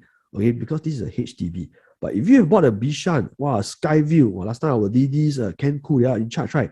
You buy a two-bedroom, very small, wow, two bed, one bath, wow, cannot stay one lah, wow, this one cannot stay one. Whatever you can say about it, in the next 8 to 9 years, it made near to 400,000 profit. Same time, different decision, ladies and gentlemen. This is real. Okay, same time, different decision. Imagine today you cash out 400,000. Can you buy back your HDB? Can you buy back your Bishan HDB at half price because you have profit here, ma? Right now. So isn't that the better way to run our real estate, real estate business? You understand how money works, right? So this is Skyview and Bishan, same time, different profit. This is real, where it gets real and exciting. Panorama Ang Mo Kio, same. Ang Mo Kio, previously, 2014, you bought 645,000. Today, not bad, because of the pandemic, you make a bit of money, near 700,000, which is a 50,000 profit. Very good, very good. But what if you have bought a Panorama, which some of our teammates also bought, Panorama, okay? You bought a two-bedroom, 910,000, very small, very cramped. You tahan, you tahan for 8 years, you make 270,000. Again, same time period, same location. Okay, so that's why, I want to share. No choice lah. This is the thing that we got to do. Okay, so let me just double check my chats. Am I opening my chats to? Okay, sorry, I need to open my chats to everyone. Okay, so take note, same time but different profits. Isn't that amazing? This is really amazing. Okay, so that's why, again, a very important slide to show you that why you should buy especially a condominium, especially a new launch, is because 92% of new launches make a profit. And this stats is from URA. It's not from me, it's not from ERA, it's from URA. Okay, you can all zoom in. There's a date, you can Google it yourself, you can read about it. Okay, 92%, 92.5% make money. That means you close two eyes, you also make money. Right now. So where are the losses? Skeptics always ask, where are the losses? Right? Clients also always ask, then where are the losses? Usually the losses will be in the ultra high luxury segment sometimes, or maybe at the very big patio units or penthouses. Okay, so of course, that you cannot have 100%, but I think 92% is a very, very high statistic already. Okay, so when we zoom in, where are the people that make money? So can you just imagine in 2014, if you have bought a private property anywhere, okay, you're making around like 300,000 just in 4 to 5 years. Can you use this 300,000 to cash out a HDB next time? Can one, right? So this is why people are buying a private property. You may see 20 to 30% profit. You may think it's not a lot, but you must understand how much down payment did they put in to make this money, right now. So they have actually put in maybe 300,000 to make 300,000. So their actual gains are like 100%. So it's really a lot of money. Okay, so look at it in a different perspective. So even for ECs, okay, I think for those who are trying to close EC, this is one of the best few slides I can come out with. Okay, so for ECs, you can look every EC, the kind of profits that they are getting is really, really insane. Okay, for the last 10 years, even for the 5 to 10 years, those that just go to MOP or near the next 1 year, you can see these all their profits. Isn't that crazy? Like 30%, 20, 40%, 50% kind of profits just by buying an EC. So at EC today, we are only left with North Gaia. Everything else already sold out already. So if you really, really have clients that want to protect their assets, please, divert them towards the EC market. Okay, so this is just one breakdown of what we call a wealth protection plan, how a HDB upgrader can buy a condominium without touching their savings. Okay, so let's put a hypothetical scenario. If they were to sell a HDB, 500,000, they have outstanding loan of 100,000, they should have some good cash proceeds. Okay, so maybe around 400,000. So this money you can use to down pay a $1 million property. Okay, with all your stamp duties incurred, your monthly installment, for example, it's 2,005. You still have some money left in your bank. Okay, so your profits is 400,000. After buying a condo, you still have like 120,000, in your bank, right? So all this money is what we call your wealth fund. You can use this wealth fund, okay, to pay for your installment for the next 4 years. You know not, right? So this 125,000, you can pay your money installment for the next 4 years. You don't even need to top up any money. You don't even need to use your salary to pay. Okay, so this is how we can always talk to the client. Okay, so you don't have to use extra money because you are using the money from your existing home to put the down payment, right? So you sell already, you have 400,000, you can buy, down payment is only like 250 plus stamp duties. Okay, so you don't have to top up extra cash, and you probably need to have an income of 6,001 to be able to loan 750,000. Okay, and at the end of the day, all these monies of extra wealth fund that you have, you can use it to pay your installment, and it can last you for 4 years. Okay, you don't have to worry about installment. So these are things that you can always share with the client. Okay, now next slide is a slide that I added. I think it's very, very crucial now. So these are new slides that I added. So over the last 10 years, okay, you can see that private property has compounded growth, okay, of 40% in the last 10 years. This chart you can actually get from our IERA analytics. Okay, so you can chart it yourself, you can see yourself. Okay, so for private property, it has gained by around 42%, which means it has gained by like 400 over per square foot on average. But for HDB, for the past 10 years, it has gained by around 19%. So you can see the very, very big difference in gain, nearly double. So if you bought a private property, your gains will be like double the HDB. Okay, so again, the private property's compounded annual growth rate is also much faster, okay, in the past 6 years. Okay, past 5 years, because now it's 2021. Sorry, now it's 2022, so we just use the stats for 5 years. Even for the last 5 years, you can see, okay, even with the pandemic, the private property price still outperforms the HDB. Okay, so this is why people are buying private property.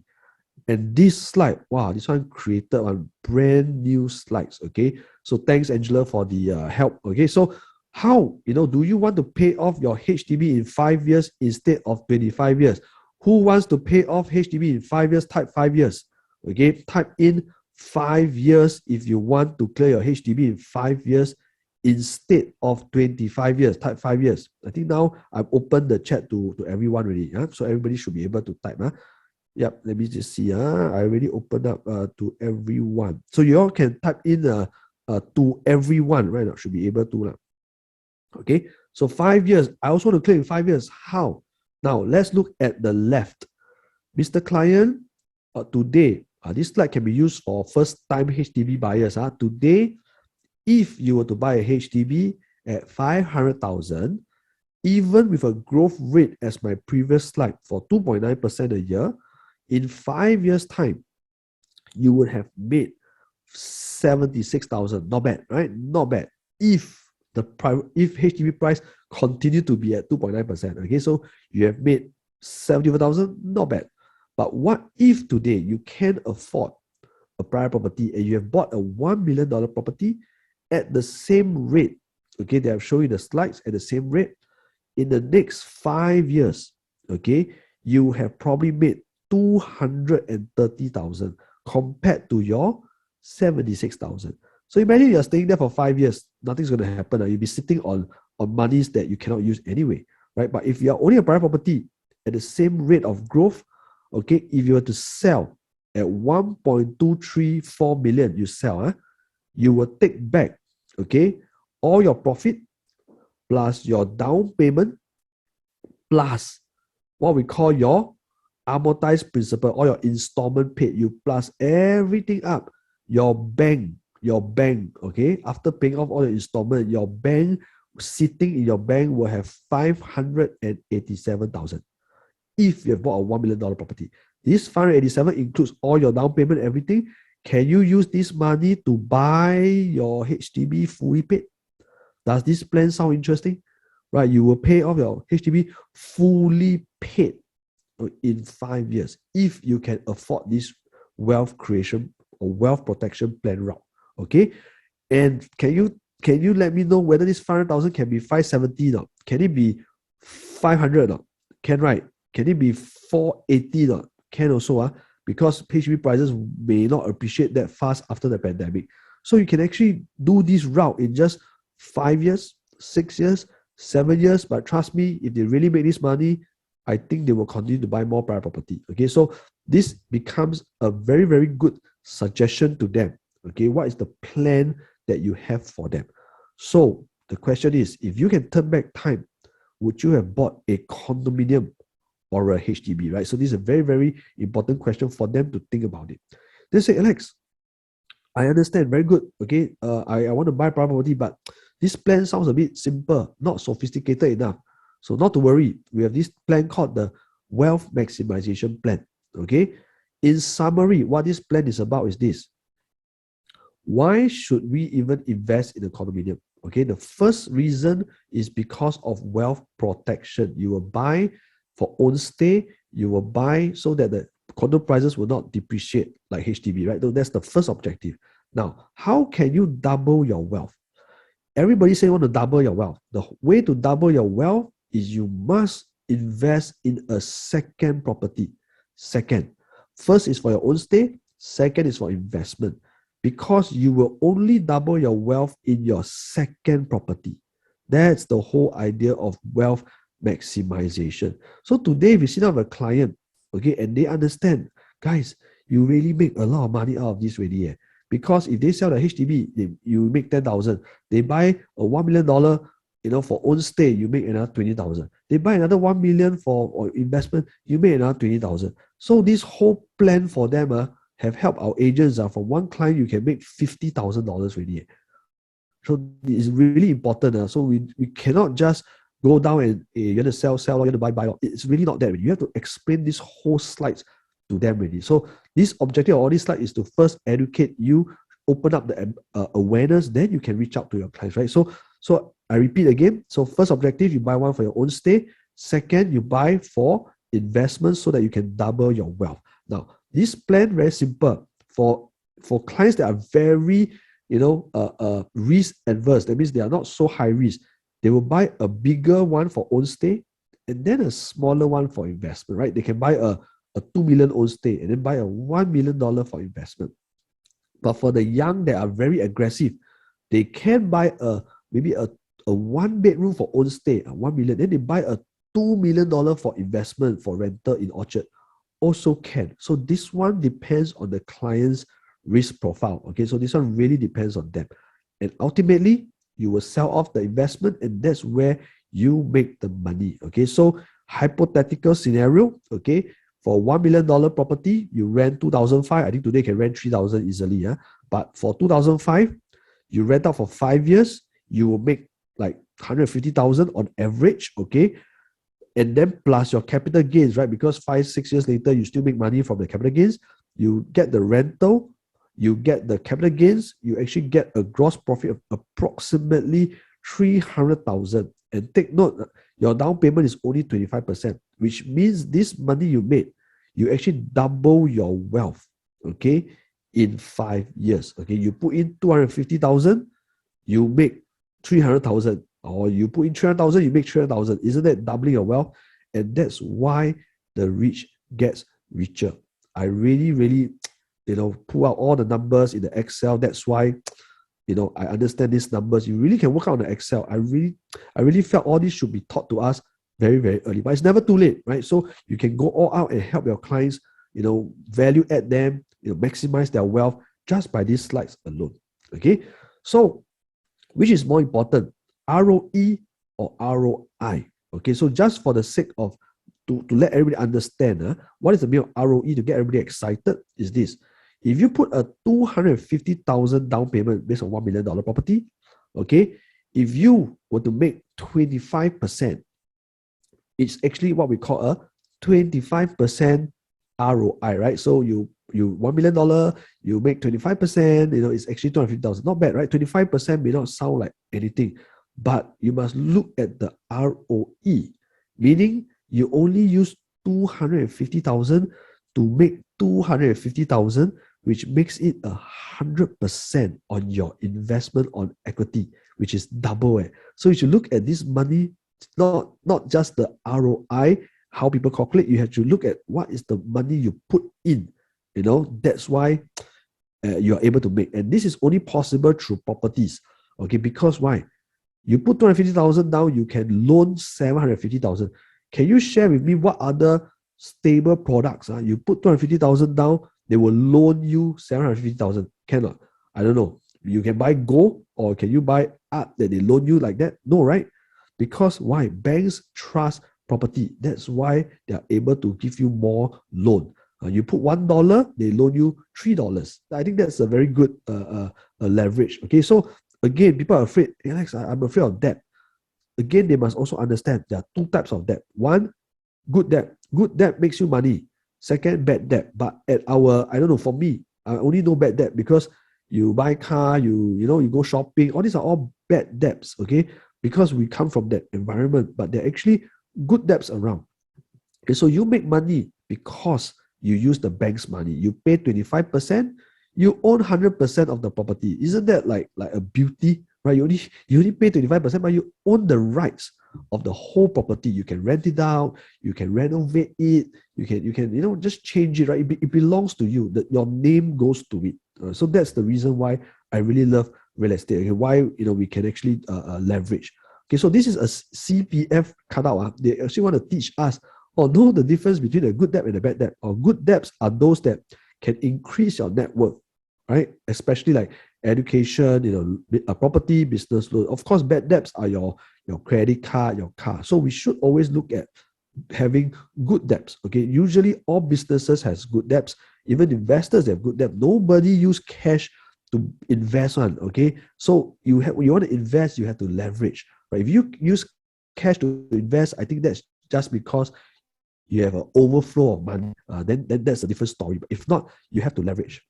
Now, this becomes a summary of what I call wealth maximization plan. Okay, for example, you sell your HDB, you have some cash. Okay, you use the cash to buy one for own stay. Okay, then you have some balance money. Okay, so this is the summary. You sell a HDB and then you buy one for own stay. You will have some money in the bank, right? So this money again, okay, because of the installment, it can last you for 6.8 years without paying installment. So, Mr. Client, if you sell your HDB, you buy a condo, all this money, okay, you can pay for installment for 6.8 years without having a job. You don't even need to work. You still can pay installment. This becomes a safety net for the client. So I really implore every one of you to really have to sit down and work this finance with your client. Some clients it may be 3 years. Some clients may be 4 years. Some clients can be 6, 7 years. When you work it out with them, they see that it's really affordable for me, right? This safety net is comfortable. Then they will make the purchase. Okay, so this is something important. Even if you regret buying, I always tell my client, Mr. Client, even if you regret buying, no problem. 3 years later, 4 years, 3, 4 years later, 6 years later, you can still sell that place that you don't like. Okay, so there's no regrets because you can actually still continue to stay there without topping up cash just by unlocking your HDB. Okay, for those who have more money, right, they can use these funds. They say, okay, I will let my spouse buy another 1 bedroom in I don't know where, right? You can invest a 1 bedroom in Punggol, Sengkang, then you can rent it out for, like, example, 1,000. I think I put only like 1,006. I think today you can easily rent 2,000, right? So you buy another small one, you rent it out, after 5 years, 600,000, you sell for 700,000, not a lot, just after 5 years, you still make 90% out of this whole investment, right? Your investment is only how much?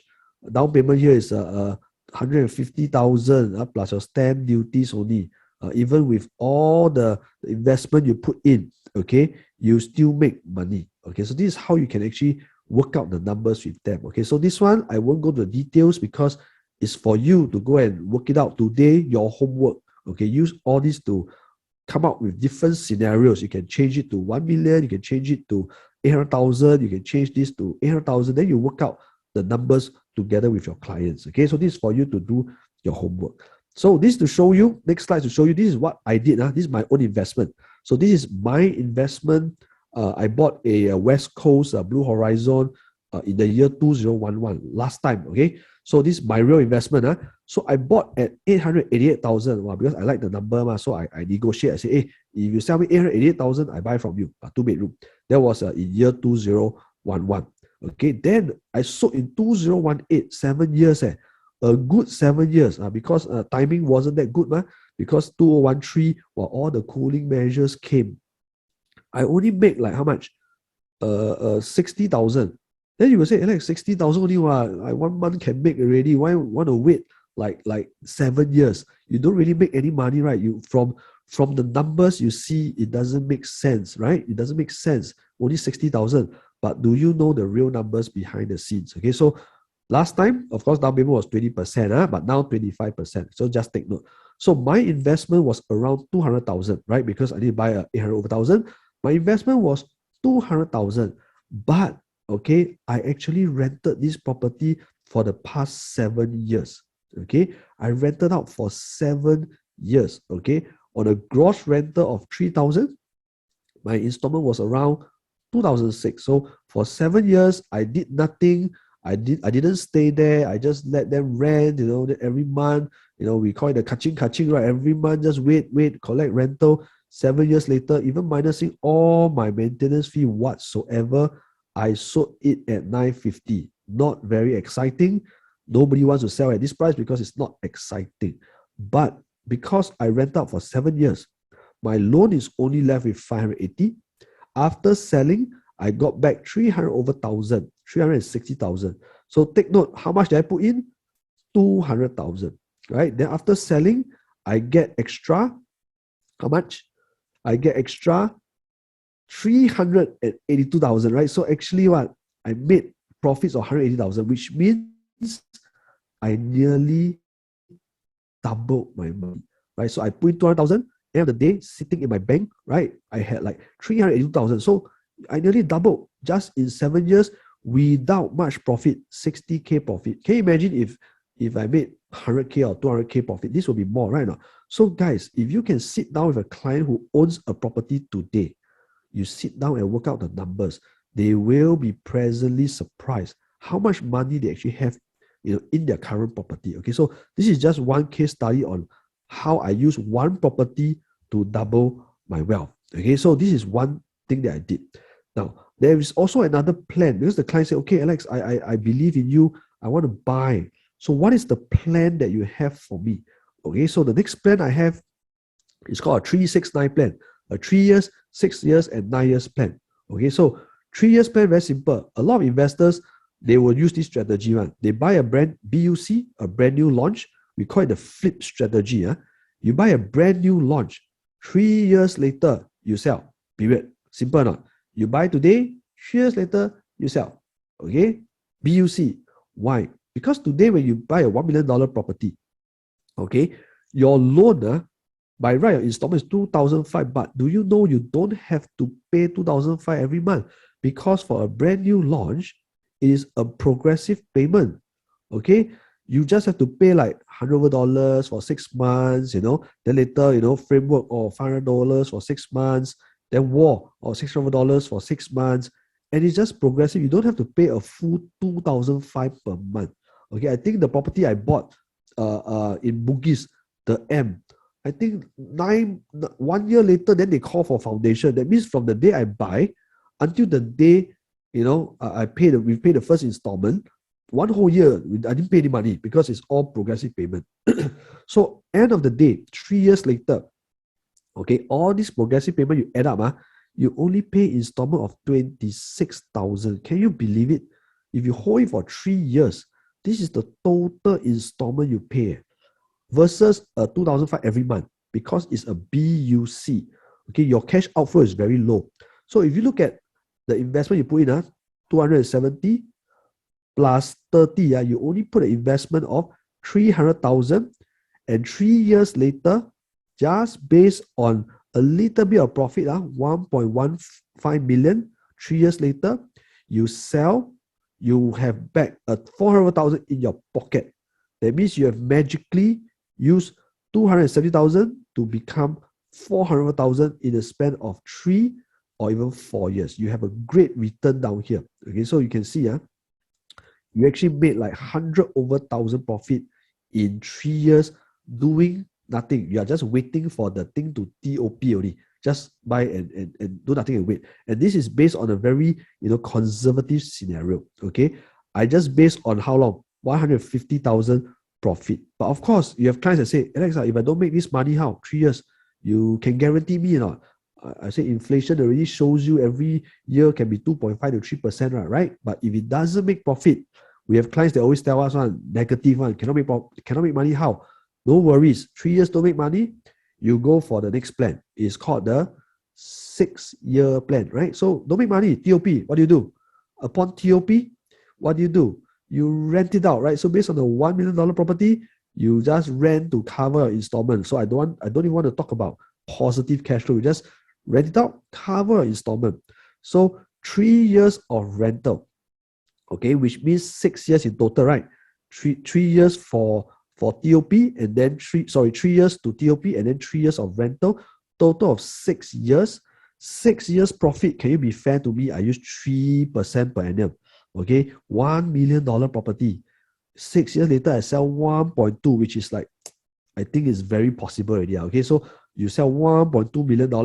Okay, you make a total of 250,000. What's your investment? Approximately 270, and then you make 240, which means your bank account will see 522,000 in 6 years. You put 300,000 in, you get back 250, okay, which is like 90% gains. So guys, you can see this is just 6 years.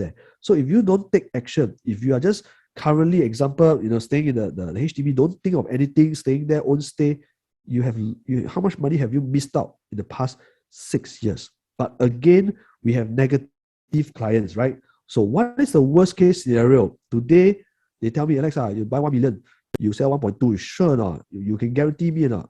Of course, I cannot guarantee you. So that's why I work out a worst case scenario for you, Mr. Client. 6 years, thunderstorm. You buy 1 million, you sell 1 million, fair to me or not? You buy 1 million, 6 years later, you sell 1 million, okay? End of the day, whatever happens, you still make money or you don't lose money. Cannot, because you have rented out for the past 6 years. Okay, no capital gains, you put in 270, you still get back 300 over 1,000. Okay, you still make a bit of money because you rent it out for the past 3 years, right? So 6 years of BUC, 3 years of rental. You don't lose money. So this is like 1 million, you sell 1 million. And if this scenario still cannot work, I think this client is not very serious or he doesn't understand how the real estate market works, right? But again, I give them the ultimatum Armageddon plan.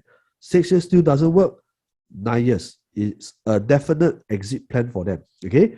You buy 1 million, 9 years later, also 1 million. It's not Armageddon really the worst of the worst already, right? So you buy 1 million, you sell 1 million, okay? Mr. Client, congratulations, you still make money because you've rented it out for the past 6 years, right? 3 years of BUC, 6 years of rental, you will still make money, okay? If you don't make money, you have found the wrong agent for the past 9 years already. Don't look for me anymore forever, okay? Which I don't think that's going to happen, right? So again, the 3 year, 6 year, 9 year is a very, very specific plan for your client because they need to know, okay, how are you going to help them in the next 3 years? You must understand. In the next 6 years, you must understand. In the 9 years, you must understand, right? So if you're lucky, okay, as what Daniel Paul always say, today we no longer do rental renewal. Wow, 2 years rental, 2 years rental renewal. Wow, I make another 3,000, very good. Imagine you use my 3, 6, 9 year plan. Every 3 years, you do a sales renewal. So today, I hope all our ALA teammates can be every 3 years do a sales renewal. Buy this new launch, make money. Next 3 years, buy another new launch, make money. Worst case, 6 years, you sell. I think making a renewal of sales will definitely 10 times your income than doing a rental renewal. So treat this very, very seriously. Okay, so all these plans is in plans for you to help you make money. Okay, so last plan, okay, which I just want to share a quick one. Okay, in summary, there's another plan called a wealth accumulation plan. Okay, These plans are for homeowners that don't want to sell their HDB. They say, I really want to stay in Hougang. I like to use Hougang as a scenario. I stay in Hougang, my kids' school is in Hougang, I upgrade, downgrade, I die, must stay in Hougang because my in-law is in Hougang, I cannot leave Hougang. Then how? Give me the plan. Alex, give me the plan. Now, then what's the plan? So, Mr. Client, if that's the objective, you still want to make money, right? You still want to make money, but you don't want to leave Hougang, can. If that's the objective, I would suggest you to do this, Mr. Client. First, you will buy a condo. Okay, sorry, let me rephrase. First, you will sell your HDB, okay, in Hougang. Listen to me first. You sell in Hougang, you go and buy a condo that you think has good potential. For example, or you buy Piccadilly, you go and buy Normanton Park, Key Residence, whatever, right? You go and buy. Then you rent that condo out. Okay, you rent it out, collect rental, right? Then you yourself will stay back in the same HDB block. You go and find a renter, or 3-room, 4-room, 5-room, up to you. Because you have personal needs, right? Because your in-laws are there, because your kids' school are there, you still stay in Hougang. Okay, maybe in the neighbors unit, right, next door. You can stay there. You pay a rental, okay, maybe at 1,700 per month. Okay, not to worry, because your condominium you're renting out at 3,000 a month. Although your HDB you're paying 1,700, okay, your condominium that you have bought in Piccadilly in future, maybe you're renting for 3,000 a month. So you're still making money. So do you know, Mr. Client, that today your neighbor can be making money without you knowing? You may think it's a genuine neighbor, but actually they're renting the place.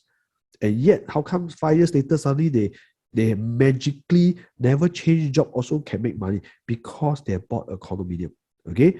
Then when it profits, then you sell, then you do whatever you want next. Okay. So in summary, you have bought an example, a Piccadilly, just for the sake of saying something. So 3,000 a month for next 5 years, okay, you basically make like gross 180,000, and maybe you get good capital gains, right? In the next 3 to 6 years, you get good capital gains. You add all this up, you make like 380,000. Then you say, Alex, but I rent how? You never calculate? Yes, I calculate already. 1,700 every month. You can always change these figures as and when you like. So even with a 380,000 gain, I minus off your 5 years of rental of Hougang, you still make near to what? 300,000. Okay, so again, you put down payment 250,000, you still make 270, which is you still double your money, and yet you are staying in Hougang. Okay, yes, you're going to sell, but your family needs are provided. So, Mr. Client, you need to let me know what is your objective. You want to make money, or you just want to say because your kids are there, then you want to be there.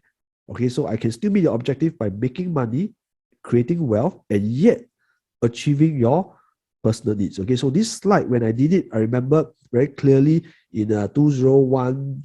I remember when this slide came out. I think the first agent that closed a wealth accumulation was Clement, right? So he bought his client from his condominium, from a HDB. He bought a condominium. Okay, from there, the commissions for that condominium were like 30 over 40,000, if I'm not wrong, around there. Instead of the client just downgrade the HDB.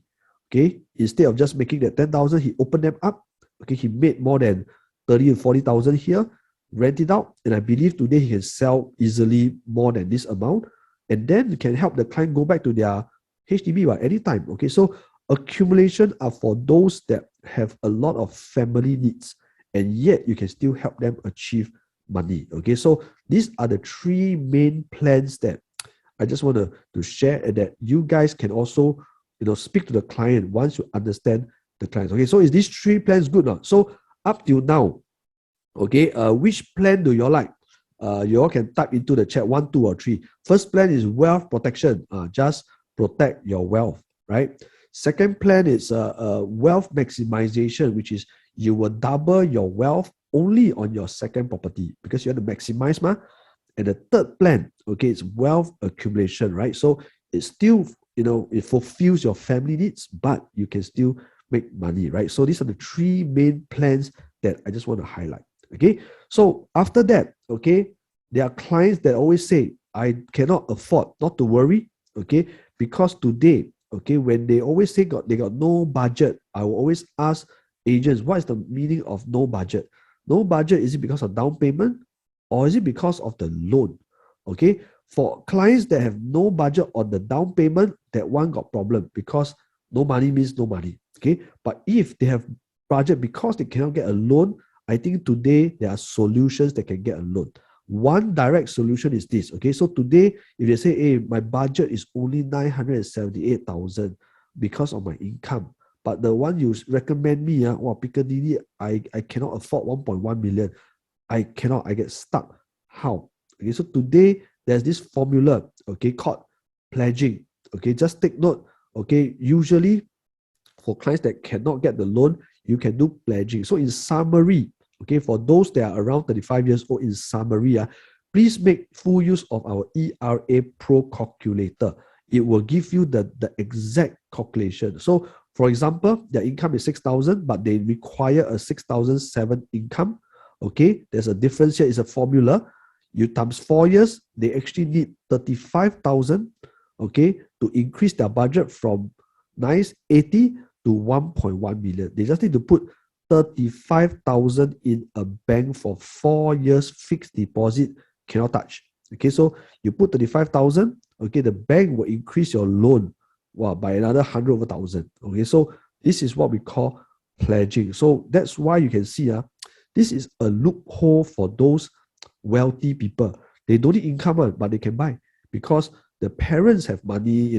They say, okay lah, my kids cannot get loan, never mind, I give them a pledge with them, 350,000 in the bank. I put, okay, anyway, this money is still my money, fixed deposit. I put 350,000 in the bank. My kids can loan up to how much? My kids can loan $1 million extra. Maybe their budget now is 1 million, but I give them 350. They can now loan extra 1 million. That means they can buy a $2 million property. This is where wealth is created, right? So no choice, right? So the ones with the dollars, they can make more money. They can enter the game even more, right? So because we all understand real estate makes money. So just take note, these are just some ways that you can increase the affordability. Okay, so last 2 slides. Okay, we're going to end it already. So these are slides for you to let them know, because today clients are always very focused on the negative news. Okay, so for those clients that always talk about cooling measures, you just have to show them this slide. Mr. Client, prices increase despite cooling measure. So I put the script down here. Prices increase despite cooling measures. In 2013, with all the measures we talk about, all the 11 measures that came in, all private property make money. Whether is it the CCR, RCR, OCR, it all make money. Even with the 2018 cooling measure, it still continues to make money. So what about December 2021 cooling measure? What do you all think? Will the prices go up or will it go down? Right? With all this history already, this is the best chart to show them about cooling measures. So you trust me, cooling measures will not affect anymore already, because we already see what is happening. Okay, so it's just there to affect sentiment. That means now people are afraid. Then market cool a bit. After a while, Singaporeans very forgetful one. They also forget. Do you remember 2013 cooling measure? I think you also forgotten already, right? So they will just continue to go up because of all the perks and money that people can create wealth through real estate. Okay, so this is one of the best slides that can show them. And of course, for those who would like to talk about negative news, right now, they always say, wow, .com bubble, financial crisis, World War III, World War IV, I don't know, Ukraine, then later Iraq, then all the negative news. So pandemic. So regardless, whether it's .com, SARS, financial crisis, you can see, okay, prices rebound even more, right? So that's why we always say property is the safest investment over time. Okay, you can see today stocks and shares, they are bleeding from 31% to 50%. Yes, it has a good run, but at the end of the day, they will still come back to real estate. When they make money from stocks and shares, they come to real estate. When they lose money from stock and share, the more they will come to real estate. So it's like we are the last, safe haven for all these customers. So even with the cooling measures, after that, it came back again. So this is one slide to show that whatever happens, the increase is always more than the decrease. So you don't have to worry so much. Okay, so real estate is not about timing the market. Okay, it's about time in the market. So because client always ask, when is the right time to buy? Is today the right time? So we always share with them, when is the right time to buy? Can anyone put in the chat? When do you think is the best time to buy real estate? If you all put the right words, then you have one Starbucks from me. Okay, so when is the best time to buy? Because you want to wrap up this slide, you must always share the client. So, Mr. Client, when do you think is the best time to buy? Okay, see more engagement. Come on. When is the best time to buy? You see people put different things already. So when is the best time to buy? Some say now, some says anytime, some says today. But you guys who have attended my training know my favorite phrase. The best time to buy real estate was yesterday. Okay, today is really 1 day extra already. Okay, so yesterday is always the best time to buy real estate. Okay, whether is it 20 years ago, you make money, 15 years, you make money, 5 years, you also make money. So don't try and time the market. It's about your time in the market. Okay, that's why I really love real estate. Okay, so if you are looking to invest, okay, the fastest way and easiest way to create wealth, to grow and double your wealth, is to buy real estate. Okay, so I think this slides is there. So I've come to the end of my training. Okay, so I think I'm just gonna stop this share first. Okay, so guys, how do you think? Do you all like this training? 1 to 10. If you like it, type 10. If you don't like it, type 1. Okay, so this training, guys, take note. It's slides for you to use when you speak to your customer. Okay, all this I know is very long. I spent 2 hours. I know, but you must know the flow so that you can pick up the different slides for the different objectives. Some they are first timers, right? Some they are like already want to sell. They want to sell HDB. Of course, you don't explain why you should sell right now. You just go into why you should buy. Okay, so you have to learn how to make full use of this slide. You need to practice with your manager sometimes. So next time when I meet you, we have to run through a little bit. Also, as I recap again, those that are first time listening, I believe is new to you. There's a lot of questions. Feel free to ask, because if it doesn't convince you or it doesn't appeal to you, trust me, you won't go out and reach out to a client. If it doesn't even excite you to make money for yourself, it cannot excite the client. So this is about sales, right? So if you cannot transfer this energy, if I cannot transfer it to you, you cannot transfer to the client. So first is about awareness. Second, I believe a lot of you are here for second time already, or even third time. This time round is different. You must learn the script, how I speak every single slide. Pick up, that's where you can translate it to the client smoothly, right? So from slide to slide, rewatch it. When I learn something, I'm going to rewatch it for 3, 4, 5, 6 times.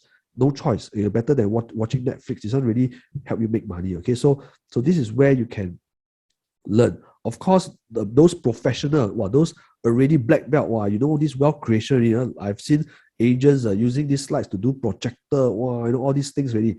Then you will of course formulate your own flow. But you have to learn all this first before you formulate your own flow. Okay, so I hope with that you guys are now empowered. Remember this OPP method. This one, I think for those who log in late, I must show one time first.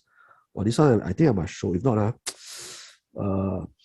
one more time for those who are just came in. So we have talked about the OPP method. Okay, everyone must know the client's objective. Okay, in specific, not just own stay or rental. No, it cannot be that simple. It has to be, what is the objective? Upgrade? Or is it they are trying to decide whether is it condo or HDB? Or are they worried about something, they want to protect? Or is it they just want to buy something to invest? Or is it because they have already money, they buy 500,000 now, now a Pinnacle become 1.3 million. They want to cash out to do something different? Or is it because they want to buy discounts, capital gains or rental? And of course, if they have no objective, then you share with them the wealth creation roadmap to help them open up and create more objectives. Okay, so this is what we call the OPP method. Okay, it's called the opportunity talk. O stands for objective. Second one stands for profile. Third stands for plans. Okay, so profile in summary is about financial calculations. Okay, the profile of them, right? Calculate their finances, because if you don't qualify them, if they are not qualified by you, okay, in terms of their numbers, how much money they have, then you cannot go with the plan already, right? So they must have the numbers. end of the day, the truth being said, they have no money, after selling also got no money, no savings, then they are not the correct target group already. Okay, so you have to work on their numbers, and ultimately all of them need a plan. Either you share them the protection, what's it about, how do you maximize and double, accumulation, the 369, exit strategy, 3 years plan in terms of 3 years exit, 6 years exit, worst case scenario, 9-year plans. No, it's called the 369 plan. You have to share with them, and then only they will follow you to buy properties. So I'm not even talking about buy what property. Buy what property, I will have another separate training called the real estate big data. Okay, so but as of now, I'm not even talking about what to buy. This whole wealth creation opportunity talk is really about why buy. And once they are settled with you, right, they will follow you to buy any condo that you ask them to buy because you understand them. Okay, so this framework will be the new framework that we're going to focus on. So it's called the OPP method. Okay, and moving forward, all my trainings and coachings will be based on this OPP method already. Okay, so this is how important it is to me. Okay, so take a screenshot, but don't share it. It's for yourself. Okay, so don't need to put Facebook. This one is our own secret. Okay, so it's our own secret source for you to make money. Okay, this one don't need to share Facebook. Okay, so I'm done with the training. Thanks everyone for your time. So I'm going to stop sharing, and then for you guys, I hope you guys take this wealth creation roadmap, go out and create more money for yourself. Go and empower more clients, help them transform not just their life, but the life of their family and their next generation. This is how important you are to the community really. Okay, so I think with that, thank you so much for your time, and then I'll see you guys for the next session. Thank you.